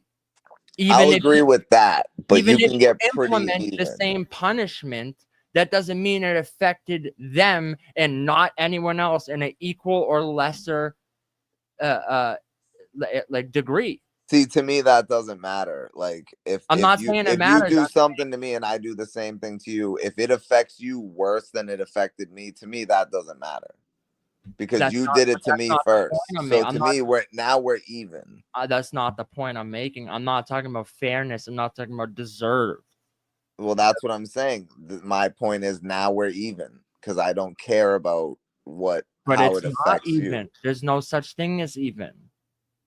You can get back. You can now have your revenge and say, okay, in my book, we're square or whatever you want to call it. If I punch you in the face and then you punch me back, are we not even? Well, that goes back to, so do you hit harder than me? Did it break your nose when I hit you? Do you understand? You understand how it, like, there's no way to quantify and perfectly give back to someone the exact set of now you're getting into now you're getting the cause and effect. You're getting into cause and effect. We're talking about if I punch you and you punch me, say I punch you and it does no damage, and then you punch me and you break my nose, that's still even because it was a punch for a punch. Regardless of the outcome, it was a punch for a punch. It's not even outcome, though, is my saying. Okay, all right, that's fair. But what we did to each other, like where you punched me and I punched you, we're even now. Just because I broke your nose doesn't mean you have to break my nose because you didn't do it the first time. No, you're equal in action. That right. Okay. All right. But I'm just saying, and that's the reason, because I sat here for like a day and a half plotting revenge, right? And then it came to me that I said, bro, every second I spend thinking about this lunatic, it's like that's time I could have been laughing. That's time I could have been doing anything else, enjoying my life. Now I'm consumed by this fucking revenge to get on this lady. No matter what I do, it can never be equal or even because I was doing nothing wrong and minding my own business when she interjected and then complained about me. So right off rip, I can never do that back to her because I was innocent and doing nothing when it happened to me. So to get to perfect, I'm not saying it's physically impossible. I'm sure you could sit there and calculate some sort of way to repay this person the exact same like set of circumstances in a different equation. I get what you're saying. I'm following. But it would take you to be a fucking literal sociopath and spend so much time calculating this revenge that by the time you get to that point, I don't think anyone is calmly and rationally sat there and plotted revenge for years. You have to be in a state of consumed. You have to be consumed by it. Now what you just said perfectly encapsulates this generation, okay? Because the way that you're talking about the revenge and the way you were thinking about it, right? But then you came to a logical state of thinking, right? A rational state of mind, and started to think, well, this would not accomplish anything for me. I'm wasting my time and energy even thinking about this. Now this new generation, they don't have that. Right, because at the end of the day, let's say if we did a Yelp review right now, aside from it being kind of funny, how does that give me back this scenario and make it like it never happened? No, it still happened. Be satisfied with it? You still did me wrong, and it doesn't undo that unjust situation. Now it just perpetuates nonsense into your life. And guess what? When dealing with lunatics and unreasonable people, all it's gonna do is send this bitch on a fucking mission to now come back to my work or fucking file a more complaint or make some other shit. Like, it's just going to further escalate a situation where I don't get to walk away, wipe my hands and go, yes, I got even. You know what I mean? No, so I hear you. Sometimes it's just like, bro, it is what it is. Unreasonable people exist. I feel like the only reason she even did that is because she's miserable. She has some sort of like need for authority or power. And I don't have that. And I don't need that. And as someone who's content and happy in life, I can laugh it off and go, oh, what a dumb bitch. I'll turn that into a story and a segment on my show. Thank you. You know what I mean? And like, to me, that's like, I don't know. I just feel like, you know, I hear a lot of talk, especially like right now, about people like, it's time to get even. And I'm like, I just had that thought, and that like, you can never get even. Because how do you get even? To get even is like saying you'd have to be in the same exact scenario. It would have to affect, you'd have to have like the same family dynamic, and they would have to affect them all the same way. You understand what I'm saying? It's the same way that like they say, like I have 3 brothers, right? Or like I'd say 4, but like I have brothers, right? All older. All of them, people would say, oh, they all grew up in the same household. That's incorrect. They all grew up with a different equation. Yeah. So they might have had, they all had 3 brothers. No, one of them had 3 younger brothers, and he lived life 2 years without these brothers. You know what I'm saying? Right. The middle one, he had 1 older brother, and they all had experienced the household differently. They all had a different relationship with my mother and a different relationship with my father. So none of them were raised in the same circumstances. You understand? That's why I'm saying it can never be even. You can never perfectly implement a scenario or a situation or like you can never perfectly transcribe a lived experience onto someone else, even if we both lived the same thing. If we're both standing on a street corner and we both witnessed a car accident, right? And we both we're like given an account of what happened. And like you say, oh, this person came out of nowhere, the red car pulled in front, they didn't brake in time and they hit it.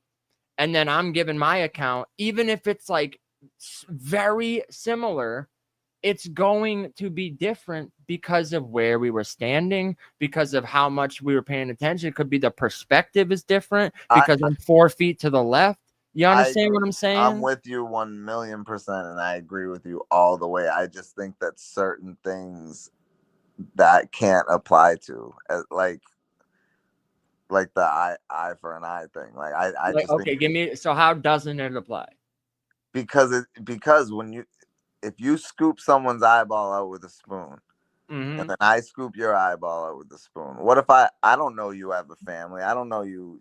I don't know your personal life situation. All I know is we were at a bar. We got into a fight. You scooped my eyeball out with the spoon. and then I say fuck you and I scoop your eyeball out with a spoon. To me, that's fair. That's fair. That's even. I can't apply what you're saying to a situation like that. Fair Because it's is like, different than even. Fair, I'll give you fair. It's fair. It can never be even because, okay, so how do you handle okay, all right. How do you in the moment? Hold on, let's take the family out of it. How do you handle the circumstances of having one eye? Is your eyesight as good? Is your right eye? See, I said that in the beginning. Right. I said that in the beginning. So fair is different than equal. Now, or even. Well, I think in the moment it's even. See, I disagree. I don't think it can be even. I think in very specific situations it can be even. Like all right, now the punch for punch, maybe not, because somebody could punch, whatever. Well, I'll give you that one. But the eye for an eye, or like if someone cuts off my arm and then I cut off their arm, it shouldn't. That's fair. That's 100% fair. I'm not saying it's not fair. I'm saying it can never be even. Because how they live the rest of their life with one arm is going to be drastically different than how you live your life with one arm. You understand? That shouldn't matter. I didn't say it mattered. I'm just making the point. There's no such thing as even. You understand? I'm not saying someone doesn't deserve. Hold on. I'm not saying eye for an eye. So if we're saying, because like if you think of the definition of even, like I'm sure there's multiple definitions, right? But like if you think of like equal value, right? Mm-hmm. My arm is of equal value as yours. Okay. So if you cut my arm off and I cut your arm off, that's equal. That's even. But let's say you're left-handed and I'm right-handed. Okay, we get that. Your We're both arm, right. We're both. I'm lefty, but I'll say we're both right-handed. We cut off each other's right arms. Okay. Now, someone's ability to adapt and use their left hand is going to be different than someone else's ability to adapt and use their left hand. But in the moment, is it not an even exchange? It's fair. It's not an equal exchange. Well, how many tendons are you severing? Are they still going to feel anything? You understand what I'm saying? That to implement, we cut our arm off in the exact same spot, the exact same way. Okay. We don't know each other. We don't know each other's family lives. All we know is now we both only have one arm. Yeah. Fair. Not even. You understand? Like. No, I hear you, but because then someone might have. Hold on, let me look up the definition of even. Someone might have like a prosthetics member in their family, or they have better insurance. They can go get like a fucking fake working arm better than someone else could. Like the effect is never gonna be the exact same. Is my point. But in the moment, it's an even exchange. Is my point. Fair. Maybe overall in the final outcome is not even. The exchange that we just had, now we're even, we're equal. Like if you cut my arm off and I cut your arm off, but I would argue not. Now, like if you punch me in the face, now I gotta punch you in the face. But I would argue it's not even, because when I cut your arm off to begin with, I was doing so for no reason and you were innocent and there was no reason to cut your arm off.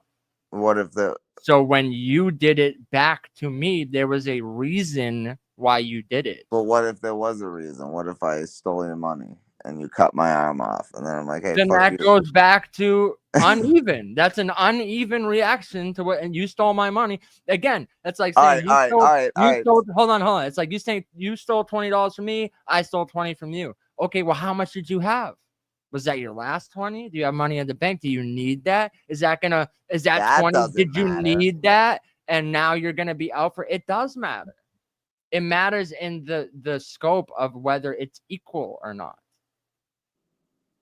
because that 20 could be what I needed to pay rent. And now I'm getting fucking kicked out of my place because I needed that 20. And then you stole it from me when I was for no reason. I was just a random bystander and perpetrator of a crime that was committed upon me. To do it back to you could never be the same because you were no longer innocent and getting stolen from for no reason. Okay, I agree with you. That's Understand? not even, but that's not what I'm talking about. You keep taking it into different directions here. I'm talking about To prove my argument. all right, so say me and you are at a bar, okay? Huh? Say me and you are at a bar, and we're looking at each other, and we're just like, we both say at the exact same time, I don't like the look on your face. And then at the exact same time, we both chop each other's arms off. Is that even? I don't know. I guess like in that exact moment, but I don't know. One of you's probably gonna lose more blood than the other one. One of you understand what I'm saying? There's always other circumstances where it's never going to be the exact experience. You can never implement the exact experience onto someone else, is my point. All right. It's not even. It's not even. You could get revenge. You could say it's fair, but I thought Picasso was a painter, not a philosopher. Well, I'm just saying. I'm just kidding. We should get rid of the get even. We need to get even because it's like, what is getting? No, I agree. I agree with you there. But you know, like I said, you can. Of course, I'm gonna argue with you because no, I think it's a dope conversation because it's like, honestly, bro, as someone that's had like a lot of shit happen to me unreasonably, like by, you know, even people I've like looked out for, gave a place to stay, and then they steal from you, or like right, just fucking unreasonable things that happen to you, and like, you know, it's human nature. It's human nature to want your lick back, to want to get back. My thing is just like, and I'm not saying like there shouldn't be justice in scenarios. You know, like if you fucking bust my car window out, I'm not saying it's wrong to go bust someone else's car window out. That fucking ain't right. But my thing is just I would caution people against like multiplying the damage done to you just because out of like anger or to keep it even. Right, because there's no such thing as even. Is my because then you're just like then you're just falling into the trap of fucking right. You know, like I'll tell you what I'd do. If you stole from me, you broke my car window, I'm gonna call the police and press charges against you. Is that even? I don't know, but there'll be justice. There will be justice. Right. No, yeah, that's that's my thing. You know what I mean? No, I agree with that.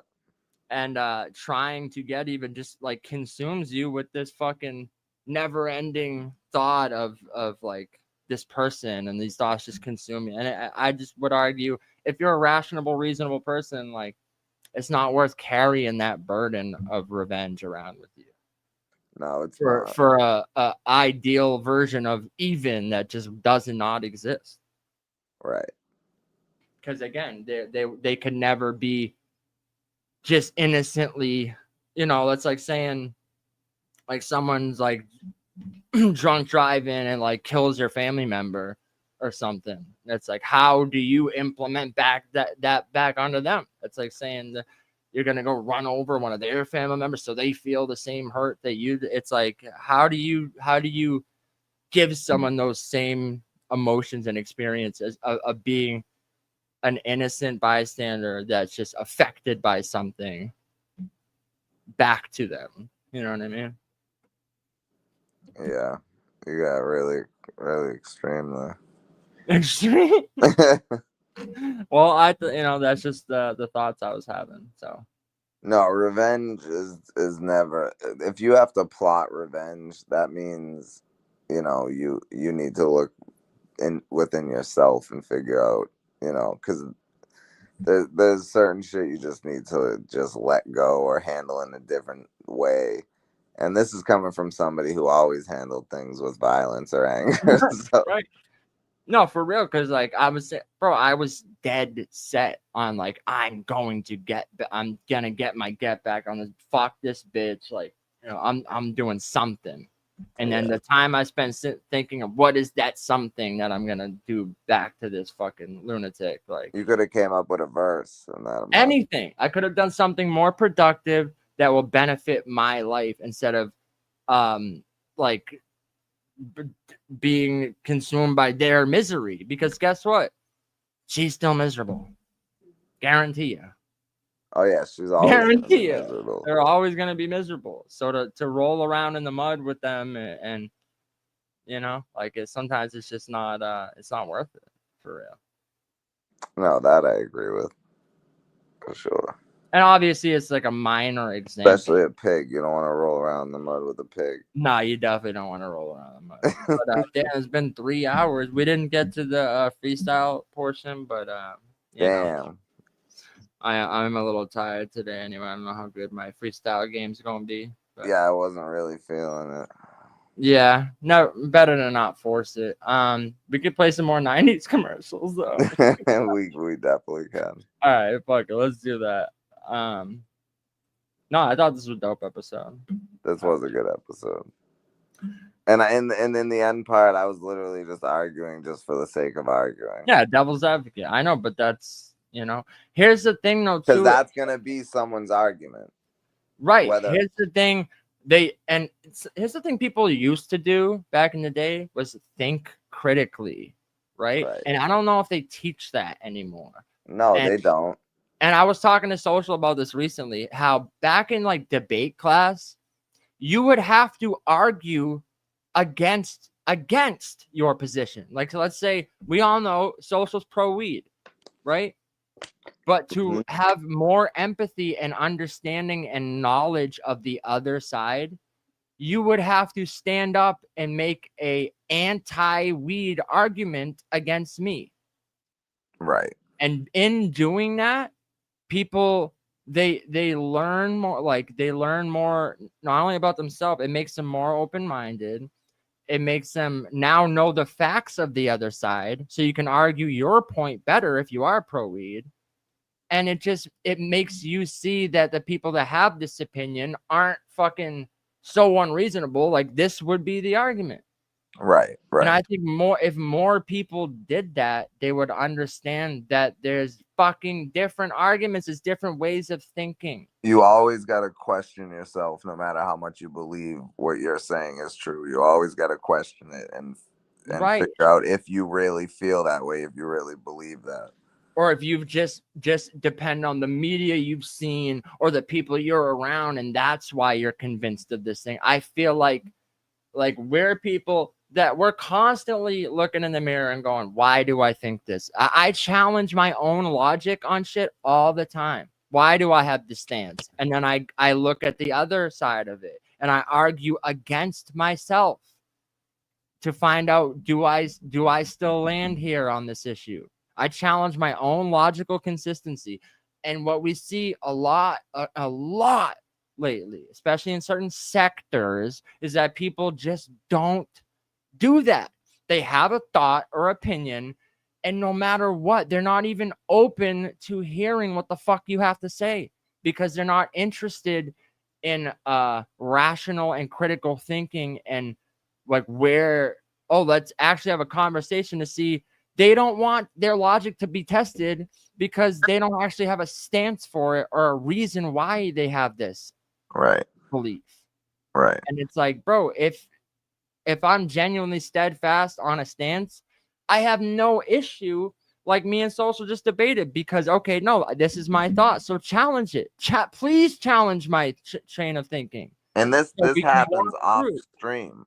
Pablo and I talk every day, and we don't agree on everything at all. Because you're never gonna meet someone that agrees with you on everything, and to expect that is fucking insanity. And to get mad at someone that doesn't agree with you on everything is fucking, you're a sociopath. Right. And now to think we'll literally debate it for hours. Right. And to think you're just inherently wrong just because, and I can't even tell you why you're wrong, but you just are. And now you're a terrible fucking human because you don't agree with me. It's just fucking ridiculous. At the very least, you should be able to articulate your logic behind how you got somewhere. Right. That's the fucking bare minimum of having a stance. And if you can't, you need to admit when you're wrong. Intellectual Because if you can't honesty. articulate your argument and why you feel that way, then you're clearly wrong. Intellectual honesty. When someone corners you on something, instead of just going, well, no, because go, wow, you have a good point there. Oh, you know what? I didn't think about it. Yeah, I don't know. Admit when you don't know. Admit when you go, yeah, you know what? You made a good point, man. That's a good point. I didn't even think about it like that. Yep. Motherfucker. Which you hear a lot on this show. Ever do that? They want to be like, no, I can never be wrong in anything. I fucking know everything. It's like, stop it. No, you don't. Right. And Pablo and I will talk like that on the show, but then you'll hear both of us be like, good point. You know, like that it's always gonna be like that when you have two logical minds. Right. Or to get debating. to the point, y'all just say, I just don't agree. Like, and right. That's disagreements. Which often happens. You know, people act like, oh, well, we didn't agree on that thing, so we can't be friends now. Like, right. What? That's retarded. That's such a dumb fucking way of thinking. That's like, it's harmful. It's harmful to any and everyone. You know? But I think that's a good leaping off spot. Let's go back to some 90s commercials. Back when everything was right in the world. Even the commercials were better. And, you know, people were just cooler. Yeah, no phones. And batteries lasted longer. Let's go. Let's go. You know what I'm saying? Oh, fuck, man. Let's fucking go. Wednesday at a special time. I love you, Kirsten, and I want you back. Fox presents the 2-hour season finale You're too late. I'm getting married, Charlie. of the best drama on television. I don't know how to be apart from you. I don't know how serious it is or anything, but Matt and Sarah, they were both in the emergency room. Don't miss the unforgettable season finale Yeah. of Party of Five. Did he say Matt, Sarah, or Matt and on Sarah? Fox. Matt and Sarah. Matt, Sarah. Yeah. Fucking hide from that 70s show. Wow, what a fucking portal in time, huh? TV's hottest black star is tough. I worked for Urkel for 5 years. I think I know a little about black people. The show. Coming up next. The show. The show? The show. Bro. I don't remember the show at all. I don't either. Going to New Delhi, down to your Bangui, pretty unseen, of course, how pretty you'll see. Montenegro, Blankowski, you go. Who's that old lady? I don't know. Fucking Mother Teresa? I don't know.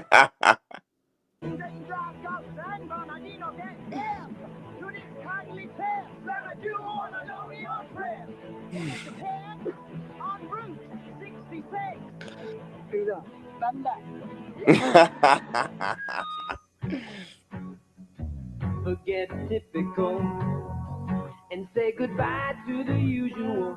It's not the same old, it's anything but. So take the road less traveled. There's nothing ordinary about it. Taco Bell. Yeah, there's nothing ordinary about it. Taco Bell. Yeah. What you're after, leave those burgers behind. Leave those burgers there. I gotta get to work. This? My God. All right. That was fucking incredible, bro. Incredible. Taco Bell. Taco Bell. We'll go live again sometime this week for sure. Yeah. And maybe get some freestyle bar pong in and shit. But no, this has been episode 60 of Unscripted Logic. Episode 60. So next week will be 61 if you can't count. Damn. And Infamous. 61. Next week. Unscripted Logic. Protect the ladies. Definitely. I don't see no women here. Well, then let's go home. Let's go. Is it over? Is it over? It is over. We'll see you next time. This has been Unscripted Logic. I am your host, Pablo Piccasso. And Social Assassin. Have a great week. Yes, remember, sir. there's no such thing as even. There's no such thing as even, Steven. Yeah.